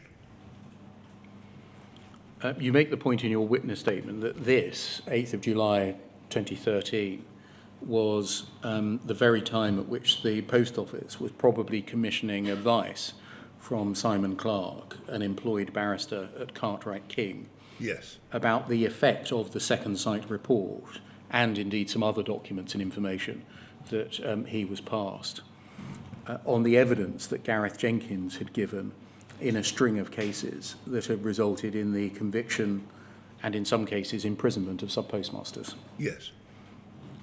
Did you know that shortly after the publication of the Second Sight interim report that the Post Office was informed that witness, Mr. Jenkins, which it had used to provide evidence in a series of prosecutions, had failed to disclose to the court material which undermined the opinions that he gave? No. That the Post Office was advised that he hadn't complied with his duties to the court? No. That the Post Office was advised that his credibility as an expert witness was fatally undermined? No. And that the Post Office was advised that it itself had been in breach of its duties as a prosecutor, and that there were therefore a number of convicted sub-postmasters to whom disclosure should have been given but was not given? No. In all of the conversations that you had with the Post Office at this time, was there any mention of any of those facts and matters? No. Was there any hint that the Post Office was in receipt of any advice or direction which ought to cause them to examine the safety of previous convictions, their duties of disclosure, or the reference of any cases to the CCRC? Quite the reverse. What was the reverse that was being said? We were being told that the Horizon system continued to be robust, that the convictions were safe, and that there was no remote access. Was anything ever hinted at about the matters that I've mentioned in all of the meetings, conversations, letters, and email exchanges that you had with everyone at the Post Office, from Alice Perkins and Paula Venables downwards? Not once. Were there convicted sub-postmasters within the JFSA? There were, yes. Were there convicted sub-postmasters whom you were pressing the case for? Yes. Joe Hamilton was one of them. When was the first time that you learned that the Post Office had been informed of the facts and matters that I've mentioned? I think it was the 18th of November 2020 when the Clarke advice came up in the Court of Appeals hearing to overturn convictions of 39 sub-postmasters. So 7 and a bit years later. Yes.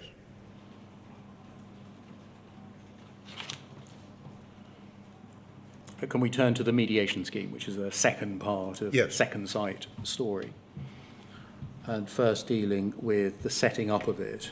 You tell us in paragraph 114 of your witness statement about a meeting concerning the setting up of what became the mediation scheme, and refer us to a minute from the post office of that meeting.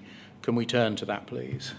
Poll 309 9354.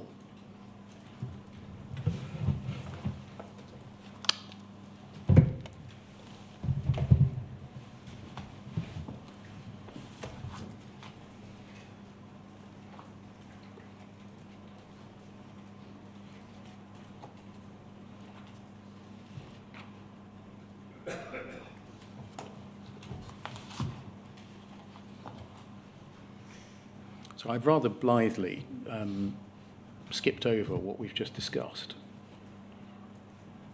which was that the post office internally was being advised about breaches of duty, failures of candour, breaches of its own duty as a prosecutor, having an impact or possible impact on the safety of convictions. And none of that was revealed to you.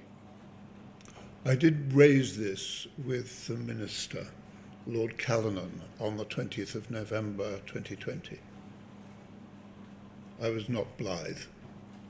No. Then the worm had turned by November 2020. Yes. Would you expect to have been told something back in July 2013? Not necessarily of the detail of the legal advice that the post office was being given, but about the consequences of it. Yes, but it's not just that I would expect to have been told something. It would have been essential for the sub-postmasters who had been convicted to be told something, because their convictions were potentially unsafe.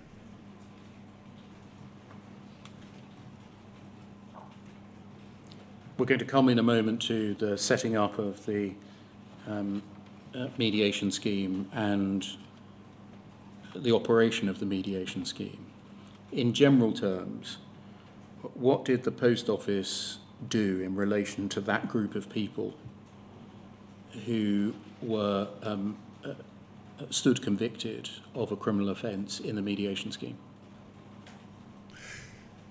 In general terms, they started by saying, yes, everybody can join the mediation scheme and we'll try and get to the bottom of their cases, which sounded to me to be very good.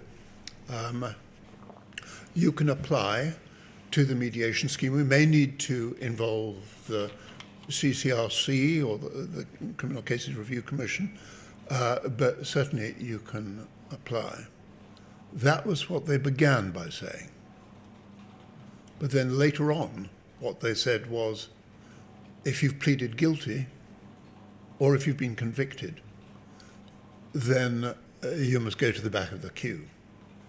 But in the final meeting at which the bust-up between the MPs and the post office took place on the 27th of November 2014, they said, well, we don't see why someone like Jo Hamilton should even be included in the mediation scheme. She pleaded guilty, so she's stuffed. And if we just take this document down whilst we discuss that, please.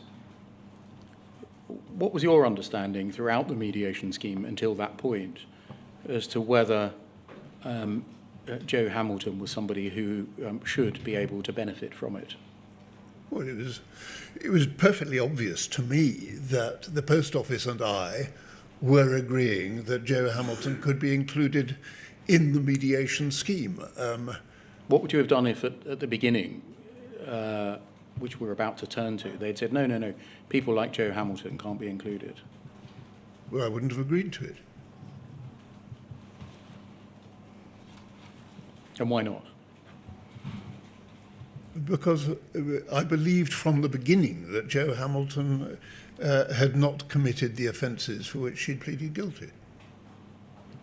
And so clearly there needed to be a proper investigation, preferably with the help of Second Sight, but in any event with an independent element, into what had gone wrong in her case. And there were lots of other MPs who were very active and who had constituents in the same position. We wouldn't have agreed to a mediation scheme which excluded those who'd pleaded guilty or been found guilty in court. Can we turn to the setting up then of the scheme and the document we were just looking at, poll 30099354. And if we can just scan through, this is essentially the meeting which led to the setting up of the mediation scheme. You'll see that the people present are Paula Venables, you, Ron Warmington, Ian Henderson, Susan Crichton, Mark Davis, and Alwyn Lyons. And we'll see that Ms. Venables welcomed everyone to the meetings, saying that they wanted to work collaboratively, respond to learnings,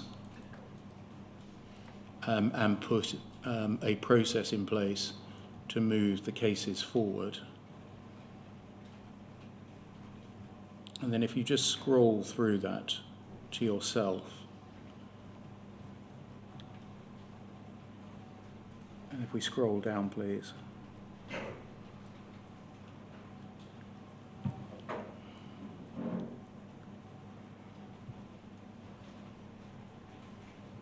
And then over the page, please.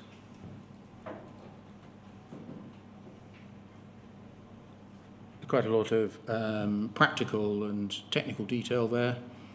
And then carry on, please. Scrolling. Can you stop there? Yes. At the top of the page, you see it was thought that Gareth Jenkins produced high quality and he may be able to help the process. It's an interesting point. Oh, well, sorry, carry on. Yes, so this is, I think you're pointing out that this is 8 days after the Post Office had received an advice saying that he was discredited as a witness, couldn't be used ever in a future prosecution and breached his duties to the court. Yes. That's what I'm pointing out. In this minute, is there any suggestion that any class of people would be excluded from the scheme as a whole? No. Or that they would have restricted rights within it? No. For example, that their case could not progress to mediation. And is that reflective of the fact that there was no such limitation? There was no such limitation. And at this stage, does it follow that you didn't understand that the Post Office saw any restriction in them entering or progressing through the scheme? Absolutely. Can we look, please, at poll 00146048?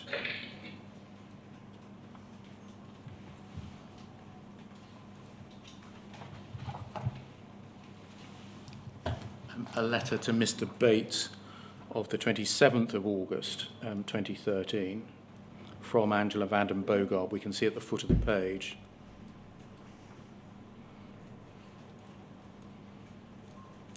And then if we scroll up, this is a letter to Mr. Bates of the JFSA about the setting up of the scheme. Fourth paragraph, in collaboration with JFSA and a group of MPs, led by you, Post Office established an inquiry into Horizon. Second Sight was appointed to lead the inquiry. Interim report is copied in, or a link is given to it. Post Office now wishes to offer a scheme to sub-postmasters so that individual sub-postmasters have an opportunity to raise their concerns directly with the Post Office. In partnership with sub-postmasters, the JFSA and Second Sight and interested MPs, all sides can then work towards resolving these concerns. Enclosed is a pack of documents describing how the scheme will work. I'm not going to go through all of those. Postmaster not obliged to submit her case to the scheme. Their legal rights will remain. And then a deadline of the 18th of November 2013. Any suggestion in that of exclusion of a whole class of people? No. Or that they would have restricted rights? No. We can look through the pack that was sent, but I don't think there's any suggestion in that pack that was sent alongside this letter of any such inclusion. Was any information fed to you from any other source at this time that a whole class of people would be cut out from the benefits of the scheme? No. You tell us in your witness statement, no need to turn it up, it's paragraph 120, that on the announcement of the mediation scheme, you did an interview outside Joe Hamilton's shop. Yes. In South Warnborough. Yes. And the thought that the post office might exclude Joe Hamilton from the scheme didn't cross your mind for a moment at that time? No, it didn't. You tell us in your statement that around this time you thought that the people you were dealing with in the post office were dealing with the matter in good faith. Yes. And intended to work towards a resolution of all of the outstanding cases. Yes, that's what I thought. Knowing what you know now, does that remain your view? No. And why not? What I know now is that they had commissioned the clerk advice. I'm so sorry, the document can come down from the screen. Right. They had commissioned the clerk advice. They knew that the evidence that had given rise to a number of prosecutions had led to those prosecutions being unsafe. They knew that there were a large number of bugs in the system which they had not told MPs about. They were operating, I've never got to the bottom of Project Sparrow, but they were operating some sort of behind-the-scenes deception process, which suggests to me now that they were stringing MPs along in order to preserve the robustness of Horizon, the existence of Horizon, and possibly the existence of the post office. That's what I know now, but I didn't know that at the time. If we can turn up page 66 of your witness statement, please.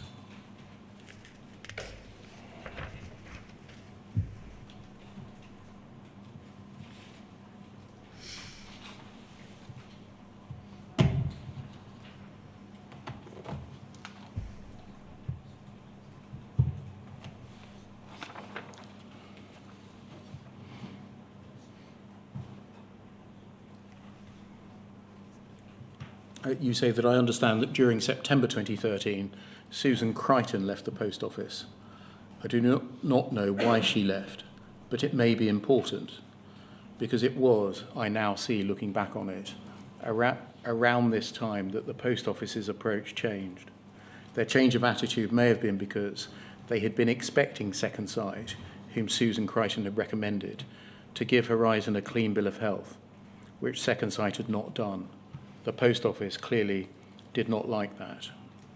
125. Alternatively or additionally, it may have been partly because Susan Crichton's replacement, Chris Oyard, brought a different tone to the post office's dealings. I cannot exactly put my finger on it. I felt uncomfortable with him and thought him uncommitted to the process we were going through. I cannot at this remove of time give details of what he said or did or in which meetings to give rise to that feeling, but I do remember thinking that things were somehow different, less open, more combative because of him. That can come down, thank you.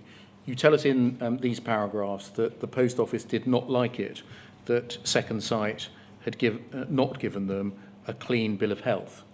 How did they make that known to you? Well, they portrayed Second Sight's interim report as giving Horizon a clean bill of health when clearly it hadn't. And that led me to think that they didn't like what Second Sight had said about Horizon. But it's really looking back on it that I think that they so objected to what Second Sight had said. And they obviously later objected to it a great deal more in view of what Second Sight said later. You tell us that Mr. Oyard brought a different tone to the Post Office's dealings. That you can't put a finger on it, but things were less open and more combative because of him. Was that immediately after he took over as General Counsel? No, I think it was a gradual impression that arose because the mediation scheme gave rise to what I or somebody else described as a legal battlefield, with him as the sort of general commanding that process.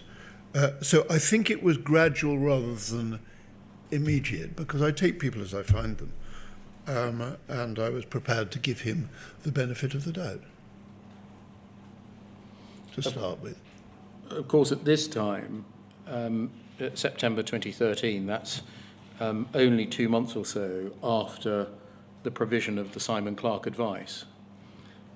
Yes. You didn't know at the time that the Post Office had been told that some of its prosecution evidence was tainted. No, I didn't. And therefore some of its prosecutions may have been unsafe, or at least information needed to be disclosed to sub-postmasters for them to question that issue. Yes, I didn't know that.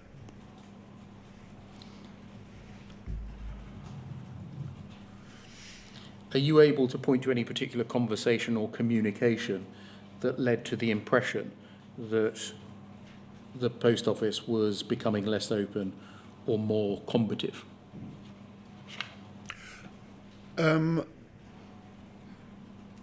can go through my witness statement to find some, but it was a gradual impression rather than this was the point.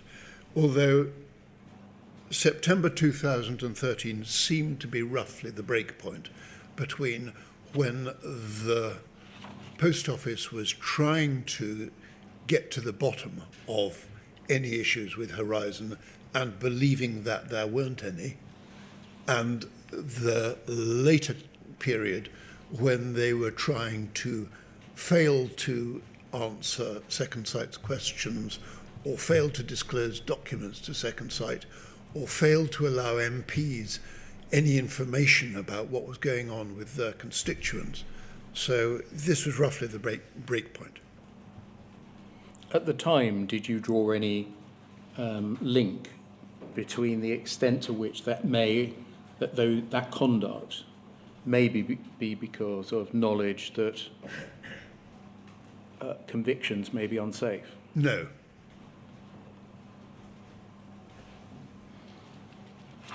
In any event, the mediation scheme gets set up and gets up and running.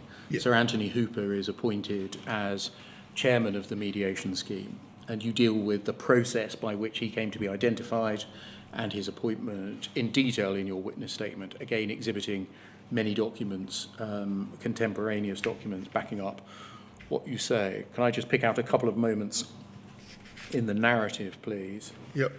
Firstly, you tell us about a meeting you held in your office with the Post Office on the 28th of January 2014, and there's a Post Office minute of that meeting. It's poll 302-6743.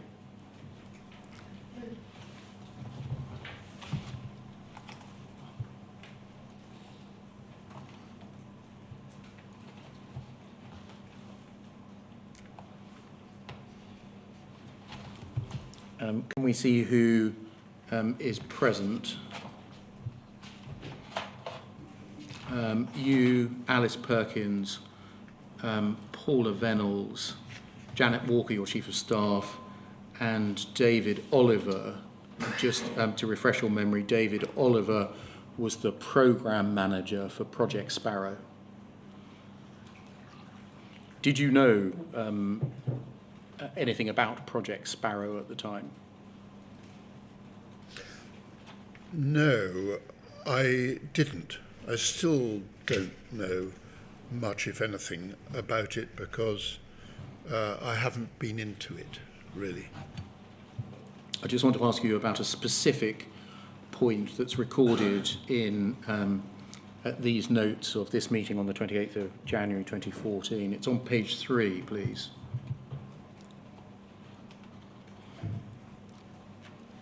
Third paragraph, beginning AP.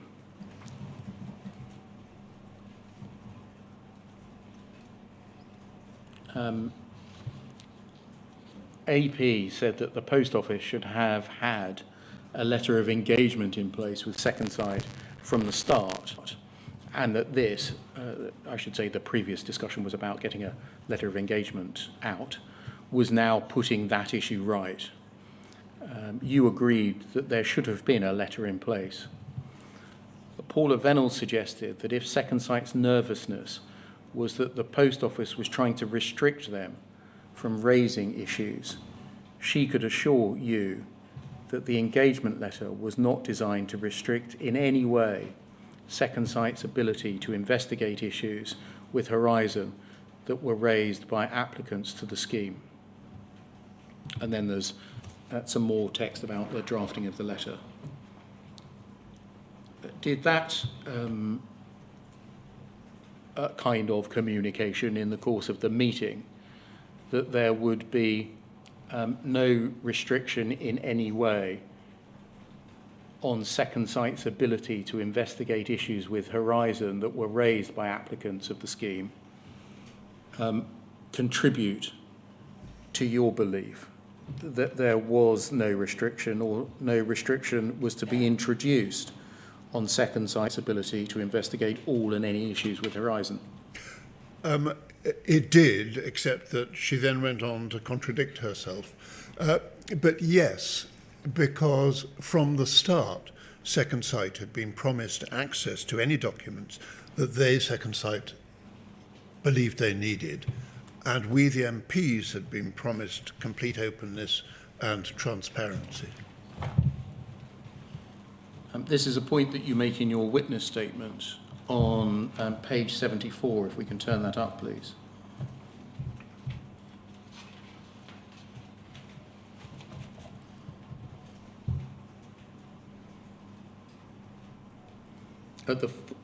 Sorry, just catching up.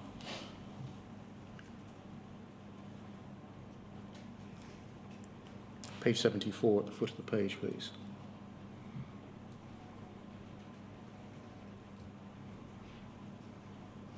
At the last 3 lines, it seems from the note, that's the note I've just taken you to.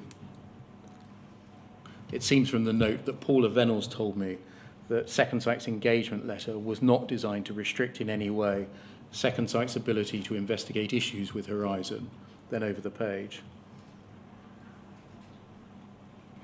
This was not the first time she had promised access for Second Sight to any document or file that was relevant to their investigations. Did you have, as a result of things that Paula Venables had said to you, an expectation that there would be full openness and transparency? Yes. From the start of the mediation, did you believe that Second Sight would be given access to investigation files? Yes.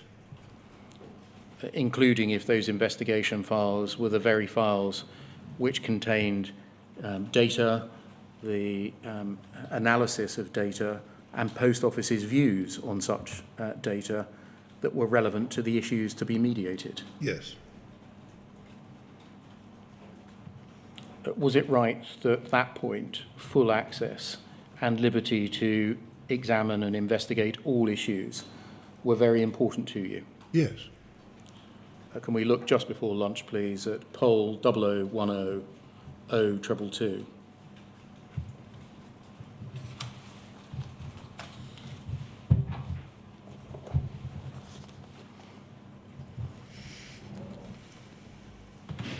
And this is an email from your Chief of Staff on the minute we've just looked at, i.e. asking for matters to be included or recorded within them. And having checked over the minute, Ms. Walker responds on your behalf by saying, with regard to the minutes, James thinks they're absolutely fine except for a few differences which he would like recorded. And then point 2, Paula Venables confirmed that if problems were found with Horizon, that Second Sight were at liberty to investigate. In other words, there were no no-go areas in the investigations. Firstly, was that said at the meeting? I believe it probably was. And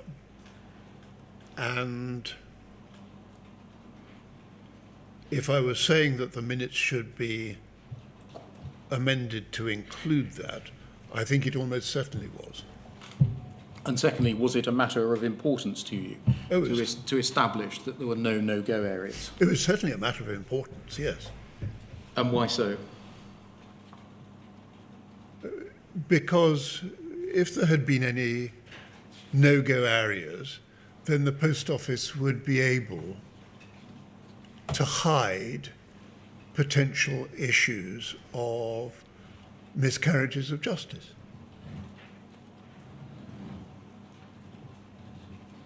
Thank you very much, Lord Arbuthnot. So it's 1 o'clock. Indeed it is. What time do you want to restart, Mr. Beer? Can we say 10 to 2, please, sir? Yeah, by all means. That's acceptable to everyone in the hearing room, I take it, including the person who has the arduous job of transcribing. Yes, she's just nodded very slightly.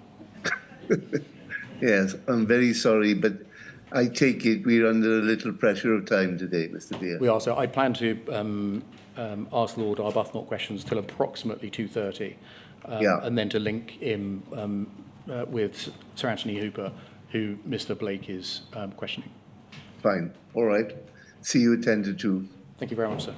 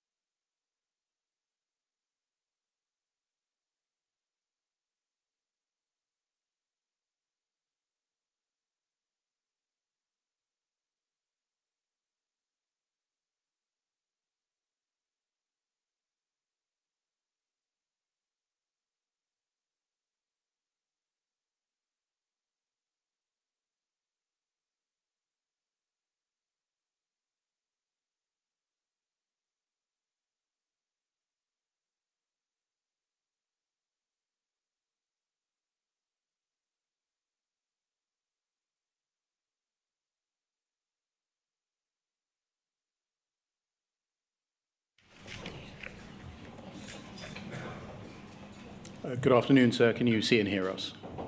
Yes, I can. Mr. Beer, before we start, for no more than probably some seconds, Sir Anthony Hooper was visible to me. I don't know whether he's visible in the hearing room anymore, but regardless of that, if he wants to listen to what's going on, there's no problem about that, clearly. I just wanted to check whether you could see him. No, we can't, sir, and sorry to give you a fright. No problem. Thank you. Lord Arbuthnot, good afternoon. Hello. You deal in paragraph 143 onwards, which is on page 75 of your witness statement, right up until page 89, paragraph 184, of the events of February to early August 2014 in terms of the mediation scheme. Again, what you say is all cross-referenced to the contemporaneous material that you've exhibited, and I'm not going to ask you in detail about that period. Overall, is it fair to say that the breakdown in the relationship between the JFSA and MPs on the one hand and Post Office on the other, and the Post Office on the one hand and Second Sight on the other, began to emerge at that stage? Yes, it is. Can I turn to the time when Second Sight produced part 2 of its initial complaint review and mediation scheme briefing report, and that is the 21st of August 2014. And if it helps, can we turn up, please, paragraph 166 of your witness statement on page 90 on the screen, please. Yes.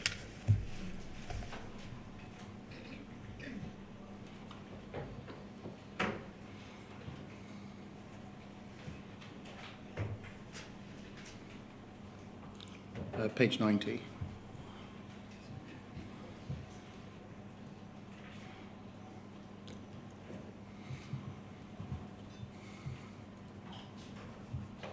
And paragraph 166, about the report of the 21st of August 2014, you say, the report contains many points that were damning.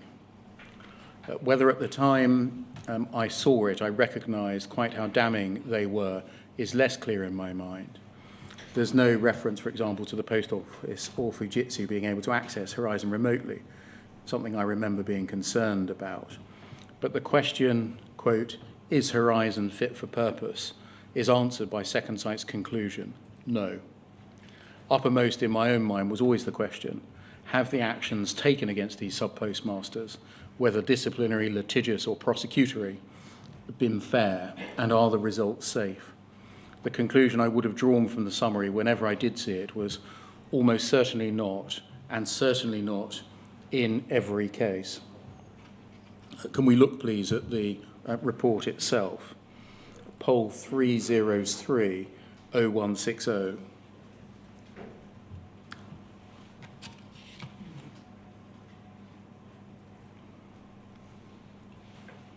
This is the report that you're talking about, the Part 2 Second Sight report. And I'm not going to go through it all. It's over 20 pages in length and it speaks for itself. Can I just look at one part, please? Page 22.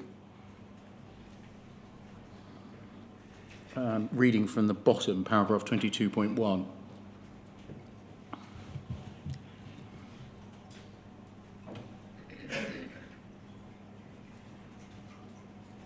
Yes, that's it, thank you. The report deals with things under headings or themes, and there are headings of training, of contract issues, and this is dealing here with Post Office investigations. And Second Sight say, and to be clear, this is a report that goes to the Post Office, including to Paula Venables and the then chair of the Post Office, Alice Perkins. As a result of our investigations, we've established that Post Office's investigation team has in many cases failed to identify the underlying root cause of shortfalls prior to initiating civil recovery or criminal proceedings. This includes cases where applicants brought to the auditor's or investigator's attention their own suspicions as to the underlying root causes. Is that one of the paragraphs that you had in mind when you said that you would have drawn the conclusion, have the actions been taken against sub-postmasters, including litigious or prosecutorial, safe? Yes, certainly it is. Many applicants, it continues, and almost all the professional advisors assert there was inadequate investigation prior to suspension without pay, termination, or civil criminal action. Based on the cases examined so far, Post Office's investigators seem to have defaulted to seeking evidence that would support a charge of false accounting rather than carrying out an investigation into the root cause of any suspected problems.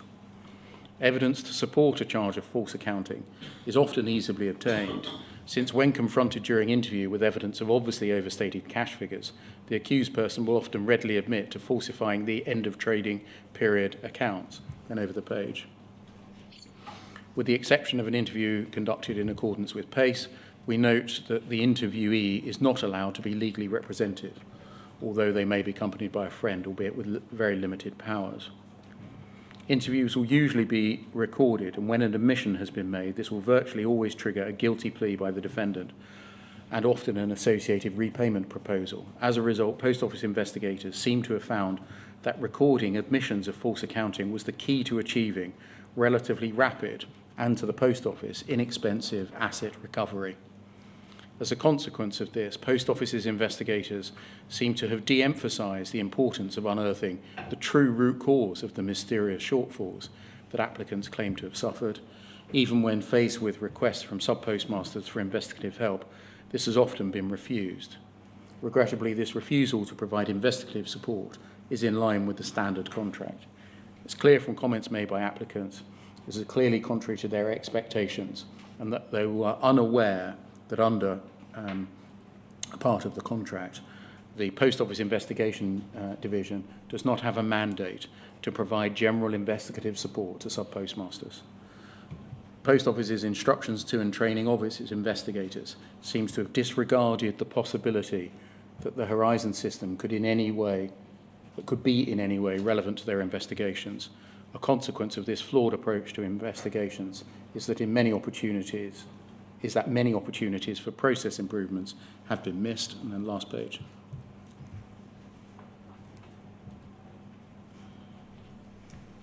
So I think that is the last page. Thank you very much. Is that included in your description of the report containing many conclusions that were damning? Yes, it was an asset recovery process rather than an application for justice. You tell us in your witness statement that by this time you'd come to trust Ron Warmington and Ian Henderson. Yes. Your feeling about their approach was that they were straightforward, open, competent and experienced in the issues with which you were all dealing. Yes. You had by this stage abandoned your initial suspicion of at least Ron Warmington's past friendship with Susan Crichton. Precisely. And you say in your witness statement, at the same time the Post Office personnel with whom I was dealing had become defensive, legalistic and determined to keep from MPs information about which they had previously promised to be open. Where there was a dispute between Second Sight and the Post Office, I felt more inclined to favour Second Sight's version. Yes.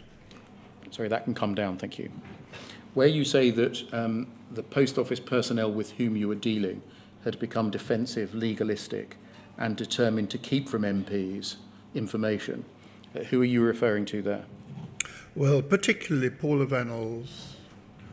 I can't remember precisely which meetings I had with Chris Ojard and Angela van den Bogert, but those were the people with whom I dealt with most. Alice Perkins to a certain extent as well. Can we go to page 92 of your witness statement, please? Paragraph 170.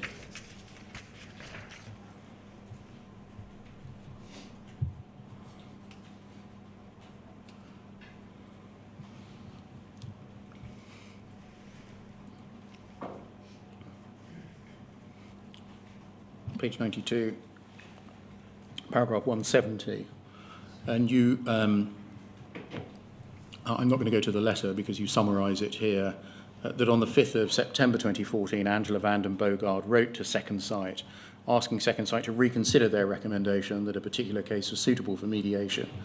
The reason she gave boiled down to the fact the applicant had pleaded guilty in court for false accounting and theft, so there was no basis left for mediation. And then skipping on in the same paragraph, you say, if the same logic were applied to all of the cases where there had been guilty pleas, then the basis of the mediation scheme would have been fundamentally changed. Was this one of the aspects which led ultimately to the breakdown of the mediation scheme? Yes. Paragraph 171. You tell us it had always been obvious that the mediation scheme wouldn't have been able to alter convictions in court. In the question you'd asked in Parliament, if we go over the page,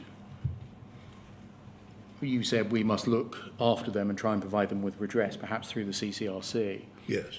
Is it right, therefore, that you saw the mediation scheme not as a means of overturning or even questioning by the words used by Second Sight convictions themselves, but providing an investigatory platform and uncovering material that might itself lead to a reference to the CCRC? Quite. It would give rise to further processes overturning miscarriages of justice.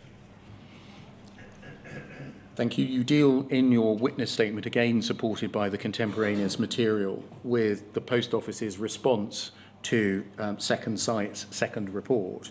Can I just pick out some key passages, if I may?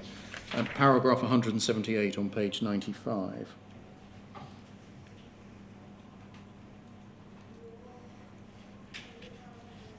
The long and the short of it is summarised in paragraph 178.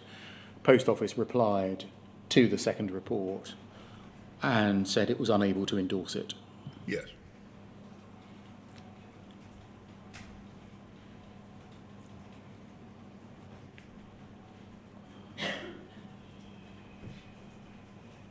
What did you think when the Post Office said that it was unable to endorse the report?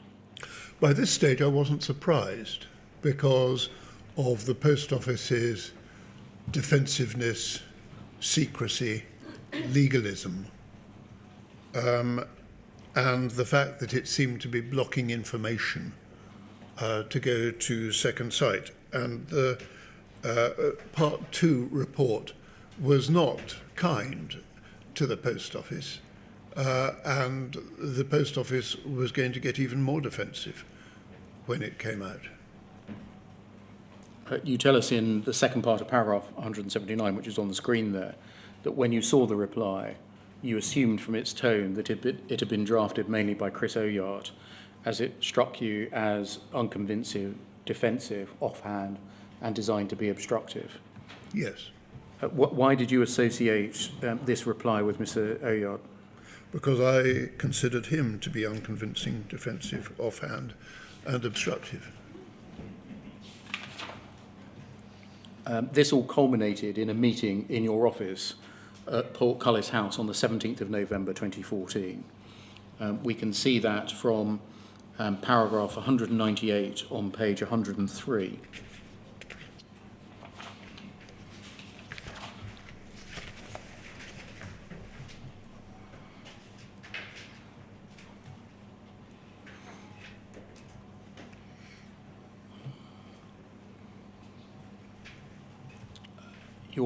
You referred earlier today into a meeting in which I think you said the MPs let rip or some similar expression. Was this the meeting you were referring to? It is. Were there strongly expressed views by MPs at that meeting? Very strongly expressed views. To what effect? To the effect that the MPs essentially broke off relations with the Post Office and said that the Post Office's behaviour had been such that we couldn't trust the Post Office anymore, and that we weren't prepared to take further part in the mediation scheme or negotiations with the Post Office. We can see from 199, if we go over the page, please, your memory of the meeting, and you say you felt it was controlled on the Post Office side by Angela van den Boogaard and Chris Oyard. They said the Post Office should exclude altogether from the mediation scheme people who pleaded guilty. A different proposition from an earlier one that had been made of being put to the back of the queue. And you asked them how they thought you would have supported a scheme which excluded my constituent, Joe Hamilton, to which they had no answer. And for that, for you, that was the final straw. And you say Paula Vennell seemed almost cowed by their stronger personalities and said little. I told her she was breaking her word. I sensed, rightly or wrongly, that she felt ashamed, and the meeting broke up in acrimony. Does that accurately reflect what happened? It does, yes. Why did you think Angela van den Boogaard and Chris Oyard were seeking to resile on the promises, as you saw it, that had previously been given by Paula Vennells about which issues could be investigated and access to which documents would be given? I thought at the time that they were worried that Second Sight was actually uncovering something really crucial about Horizon, that they were worried that Second Sight was getting too close to the truth, and that if they allowed Second Sight to go on uncovering these things, it posed an existential threat to the future of Horizon, and that in turn posed an existential threat to the future of the Post Office. That's what I thought they were doing, and I still think that that's what they were doing. And so it was the conclusions that had been reached in this second Sight report that, in your view, were fundamental to a sea change or a step change in the Post Office's position? Yes, although they'd begun before the second part of the Second Sight report came out. In paragraph 201 of your statement, which is on at page 106,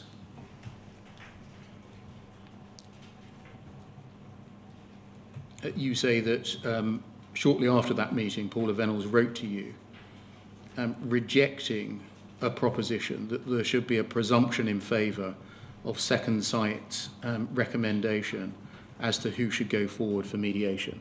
Yes. I think what you've been suggesting is that if Second Sight suggested that an individual case should go forward to mediation, then that case should presumptively go forward to mediation. Yes, well, MPs, when we'd gone in for the mediation scheme in the first place, had expected that every case would go forward to mediation except for one or two outliers that might obviously have been a sub-postmaster trying it on. Did you see anything controversial in a proposition that if an independent investigator recommended that a case should go to mediation, then the case should go to mediation? Nothing controversial, not least since the independent investigator had been appointed and recommended by the Post Office itself. Can we look at the Paula Vennells letter to you, Poll 00101699?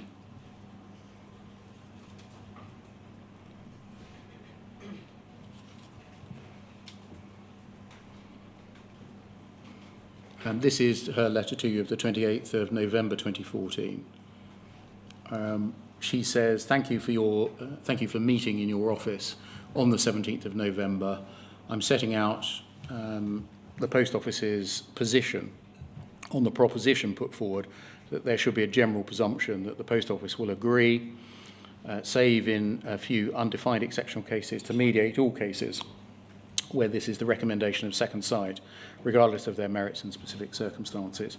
Having considered the proposition carefully, and having discussed it as promised with my board, I've concluded I cannot agree to it. You tell us in your witness statement that this gave you a sleepless night or sleepless nights. Is that right? Well, this is what it seems I told Alice Perkins, yes. But I think the sleepless night came from the breakdown of the whole process. And so it wasn't specifically the rejection of this proposal. It was more that you could see that the writing was very clearly on the wall. Yes. Can we look at your reply then, please? Poll 00101700.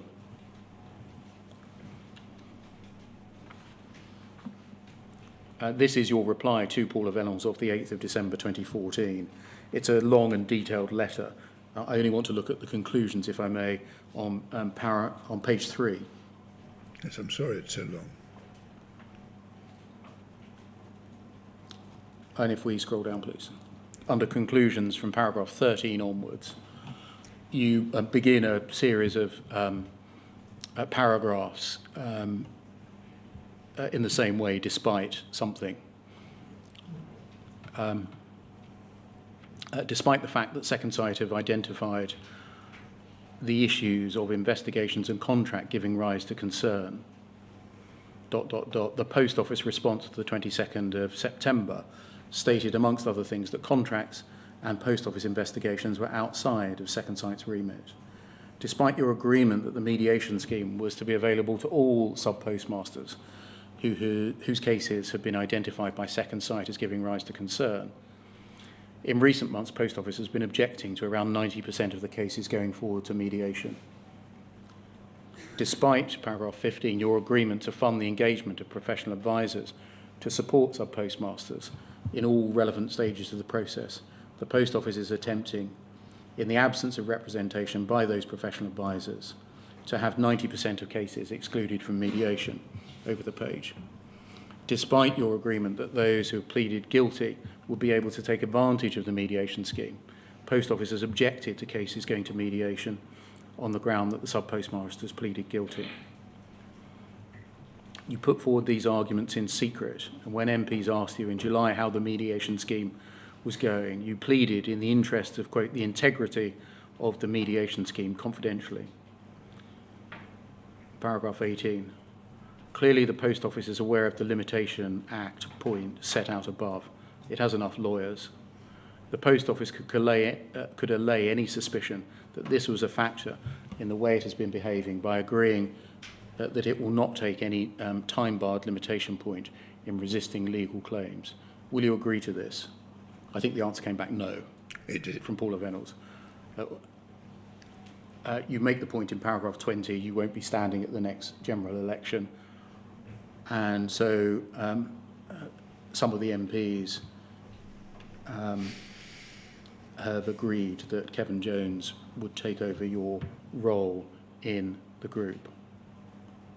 And you say at the end of paragraph 20, in any event, I couldn't continue negotiating with you because I've lost faith in the Post Office Board's commitment to a fair resolution of this issue, and I shall be pursuing the need for justice in other ways. I think you made a press release on that day as well. I think I did. Poll 00101690.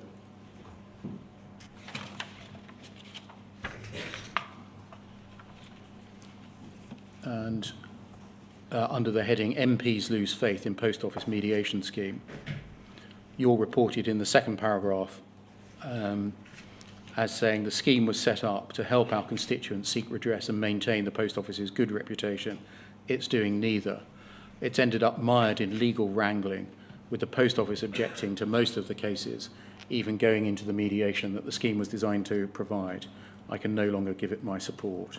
I shall now be pursuing justice for sub-postmasters in other ways. Yes.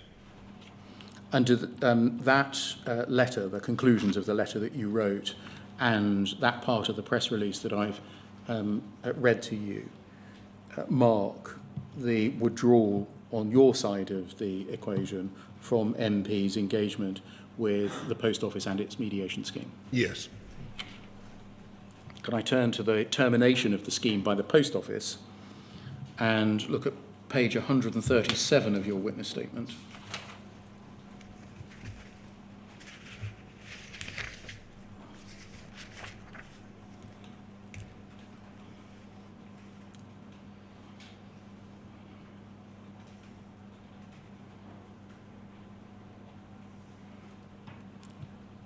Page 137.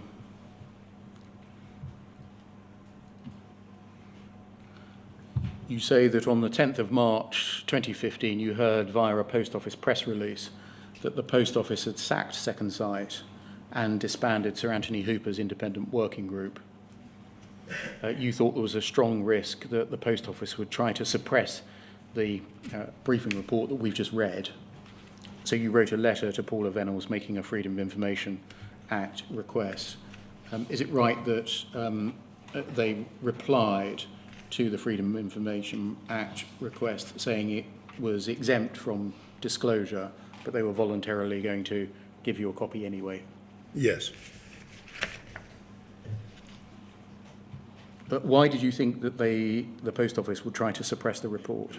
I thought they'd tried to suppress so much else that I couldn't trust them to release that. Thank you, that can come down. Now, although there was some desultory correspondence after this, I think the next major event, and for you personally it was a significant one, was the dissolution of Parliament on the 30th of March 2015 and your cessation on that day as an MP. Yes. After that time, is it fair to say that your role in the investigation of Horizon and the Post Office's conduct changed? Yes, it is. I was no longer an MP, and I was just sort of getting involved where I could, but that wasn't in many areas because of the group litigation. You were ennobled in October 2015. Yes. And I think maybe you're downplaying a little bit your involvement after that time. You address in the balance of your witness statement a range of issues that you did have involvement in the 8 years since then. Yes. They include, I'm just going to list them, the SWIFT review, paragraphs 277 to 279 of your witness statement, your involvement in and commentary on the group litigation, paragraphs 280 to 308, the emergence of the Clark advice and what you did when the Clark advice did emerge in November 2020, and you've told us immediately, you told us earlier that immediately you wrote to Lord Callanan, you wrote to the Speaker, and you wrote to the Lord Speaker. And you give commentary on the governance of Post Office Limited, governance by the government in terms of its management and oversight of the company that it owns, and the approach that ought to be taken by government to a body which is said to enjoy an arm's length relationship with the government. Yes. And you address finally your position on the board of the Horizon Compensation Advisory Board. Yes. And its efforts to secure redress. Yes. I've galloped through those last topics, which cover a period of nearly 8 years, at some pace. Lord Arbuthnot, is there anything else that you wish to say at this point concerning what has been described as a national scandal? I think that with the help of this inquiry, we are moving belatedly to the right place. And so I'd like to say thank you. So from my perspective, they're the only questions that I have for Lord Arbuthnot. There are no questions from core participants. Right. Well, first of all, Lord Arbuthnot, I assume that there may be persons in the room who would like to give you the same sort of appreciation that I precluded them from doing yesterday in the case of this debate. So I'm going to ask them to show similar restraint today, but that does not mean that I cannot thank you profusely for the efforts you have put in, and in particular, your support for this inquiry, because it should be known that you were one of the first people to engage with the non-statutory review, which was not welcomed by many people, but you thought it appropriate to give it what assistance you could. So throughout my involvement in this process, I have had nothing but help from you, for which I thank you very much. Well, thank you. So thank you. That's the end of Lord Arbuthnot's evidence. We're going to try something that we haven't done before, which is if I can ask for one of the ushers to escort Lord Arbuthnot from the room and switch remotely to Sir Anthony Hooper. He's not far away, as I understand it. I don't know whether that's true or not. You don't know where he is, in other words? No. Partly because it's all Mr. Blake's area of responsibility. Right. If we can just keep everyone seated in the room for a moment, there's about a 5-minute turnaround to get the screen installed. But we're doing it this way because there's no point in taking our extended break now, having only sat for 35 minutes. Sure.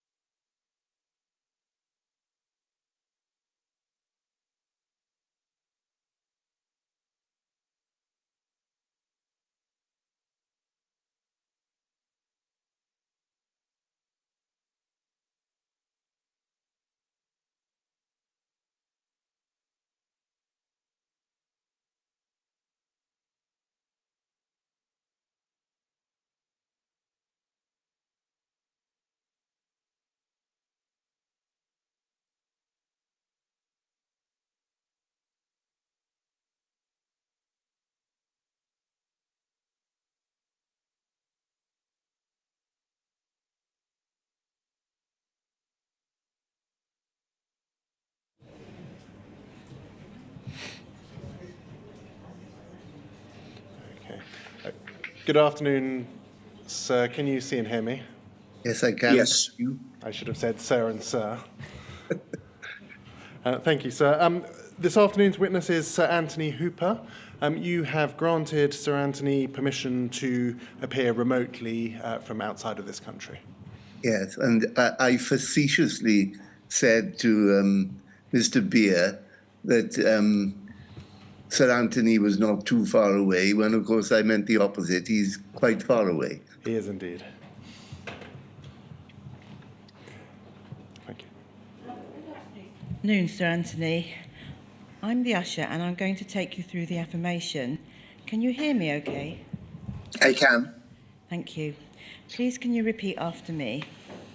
I do solemnly, I do solemnly, sincerely and truly sincerely and truly declare and affirm that the evidence I shall give that the evidence I shall give shall be the truth, the whole truth, and nothing but the truth. nothing but the truth. Thank you. Thank you very much, Sir Anthony. You should have in front of you on a screen or beside you a witness statement that has the unique reference number WITN 004300100. That is dated the 8th of March of this year, is that correct? Yes, I have it before me. Thank you very much. Could I ask you to turn to the 5th page where there is a statement of truth? Yes. Can you confirm that that is your signature? Yes. And can you also confirm that that statement is true to the best of your knowledge and belief? Yes. Subject to 2 small corrections. Thank you very much. Shall we make those corrections now? Where are the corrections in your statement? Paragraph 7. Yes. In the 3rd line from the bottom, I wrote the figure 25. Since I wrote that statement, I've seen evidence which suggests that the figure should be 15. Thank you very much. In the last sentence, I say that I thought that none of the mediations had been successful. That is true. That is what I thought. But I have again seen recently documentary evidence which suggests that some had been successful. If so, I knew nothing about it. Thank you very much. That statement will be published on the inquiry's website in due course and forms part of the inquiry's evidence. I'm going to ask you some supplementary questions this afternoon. You'll be well known to the lawyers in this room as a former Court of Appeal judge. You also sat as part of that role in the Court of Appeal Criminal Division. Is that correct? Yes, for 7 or 8 years. For the whole of my career as a High Court judge and as a Court of Appeal judge. Thank you. You were a High Court judge before you moved to the Court of Appeal, hearing both criminal and civil proceedings. Is that correct? Yes. And before that, you were a practicing barrister? Yes. You retired from the bench in 2012 after nearly 20 years on the bench. Yes. And now, amongst other things, you are the Deputy Chairman of the Ethics Council of Ukraine. I am. I'm going to begin by looking at a document that predates your appointment. Can we please look at poll 001-58062, please? This is an email chain of the 6th of September 2013. And if we scroll down to the bottom of this page, we have an email exchange between Paula Venables and the company secretary, Alwyn Lyons. And we see there in the 3rd paragraph, it says, Kay Linnell suggested Anthony Hooper. He does know and is interested in being considered, although we do not know how much he would cost. Do you recall being proposed for the role that you subsequently took up by Kay Linnell of the Justice for the Sub-Postmasters Alliance? Yes.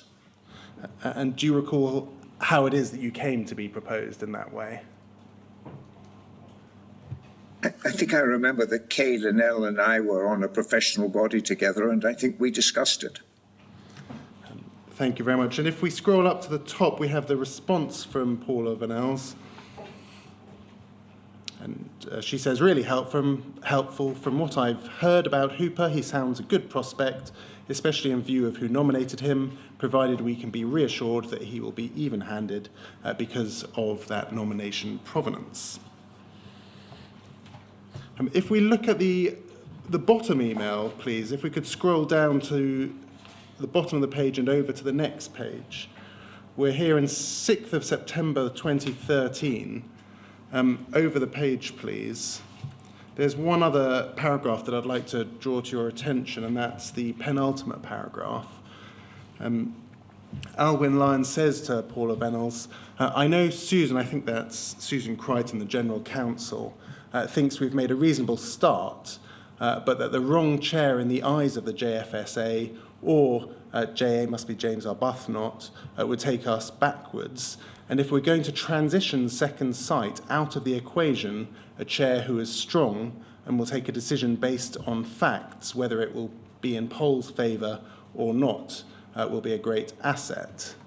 Just looking at that paragraph, were you aware when you started or when you were approached for the position about the thinking regarding Second Sight and the possibility that they might be transitioned out of the equation? Not at all. Would that in any way have affected the approach that you took to the role? It would have made the whole mediation process undoable, if I can use that word. And why was that? Well, they were a central part of the process. Thank you. I'm going to move on to the terms of reference for the working group that you chaired. Can we look at poll 000222307, please? Thank you. So these are the terms of reference for the working group. Very briefly, can you just introduce the working group to the inquiry and just tell us what its purpose was? Well, the background, of course, was the Second Sight report and earlier investigations. And if you look not at this document, but the other document which emanated from the Post Office, they were saying that they believed the Horizon system to be robust, but they were prepared to hear from, through this scheme, from submost masters who took the view that it was not robust, it had serious failings. So it was a scheme designed to see whether or not the complaints from many post office SPMs about the workings of Horizon were substantiated or not. And how would that relate to, for example, mediation? Well, I think that was the second part of it, is that I think the Post Office said, at least, that they wish to settle, or might wish to settle, some of the claims. So having gone through the procedure of the scheme, then there was an opportunity to mediate. I mean, if I can deal with it very, very briefly, we had about 150 applications. The applicants completed what was called a case questionnaire.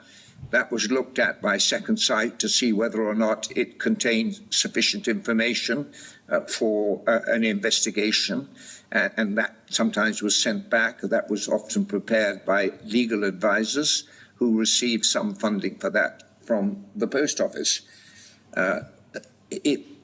If Second Sight were happy with the case questionnaire, we admitted them into the scheme. That was followed by the Post Office carrying out an investigation and producing a report. That report then went to us and to me and to the members, but to Second Sight. And Second Sight then prepared what was ultimately to be called a CRR, a case final, report.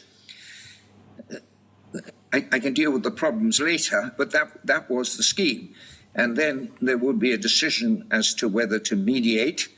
The second side would give its view as to whether this was suitable for mediation, and then there would be a vote on it. And there were only two members of the scheme, namely the Post Office and the GFSA, in the form of Mr. Alan Bates. And so if the two of them couldn't agree, I had the deciding vote.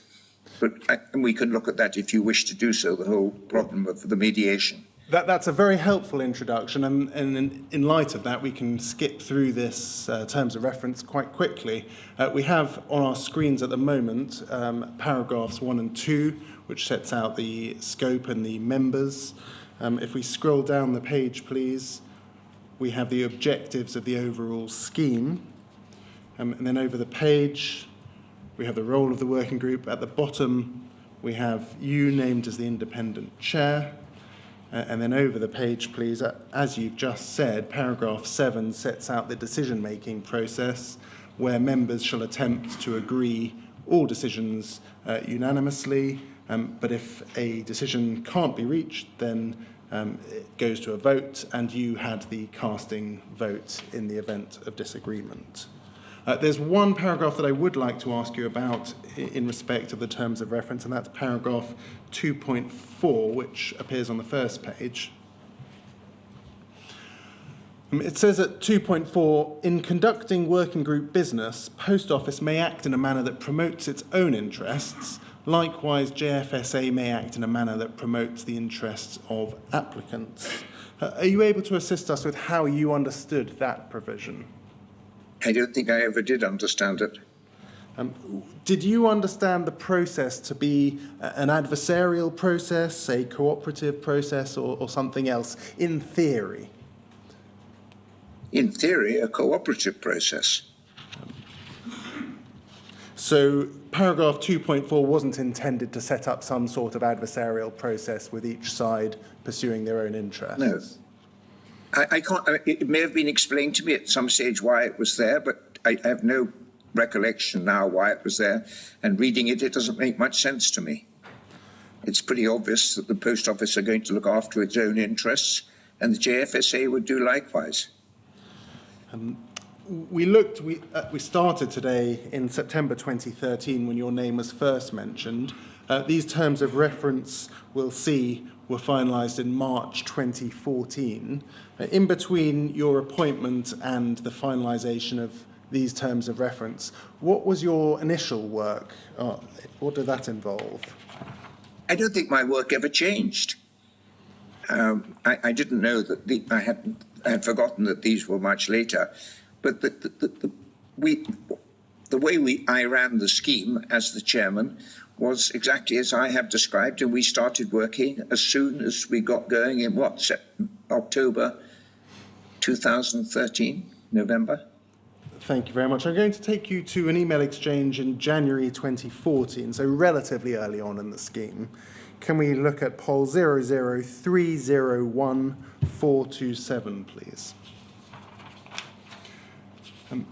This is a discussion between lawyers at Cartwright King and Bond Dickinson. Could we please start by looking at page 4 and over to 5. It's the 16th of January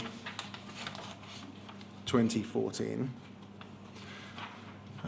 This is a discussion between Harry Bowyer at Cartwright King and Andrew Parsons at Bond Dickinson, and they're referring to various case studies. If we scroll down the page, we can see the beginning of the chain actually starts with an email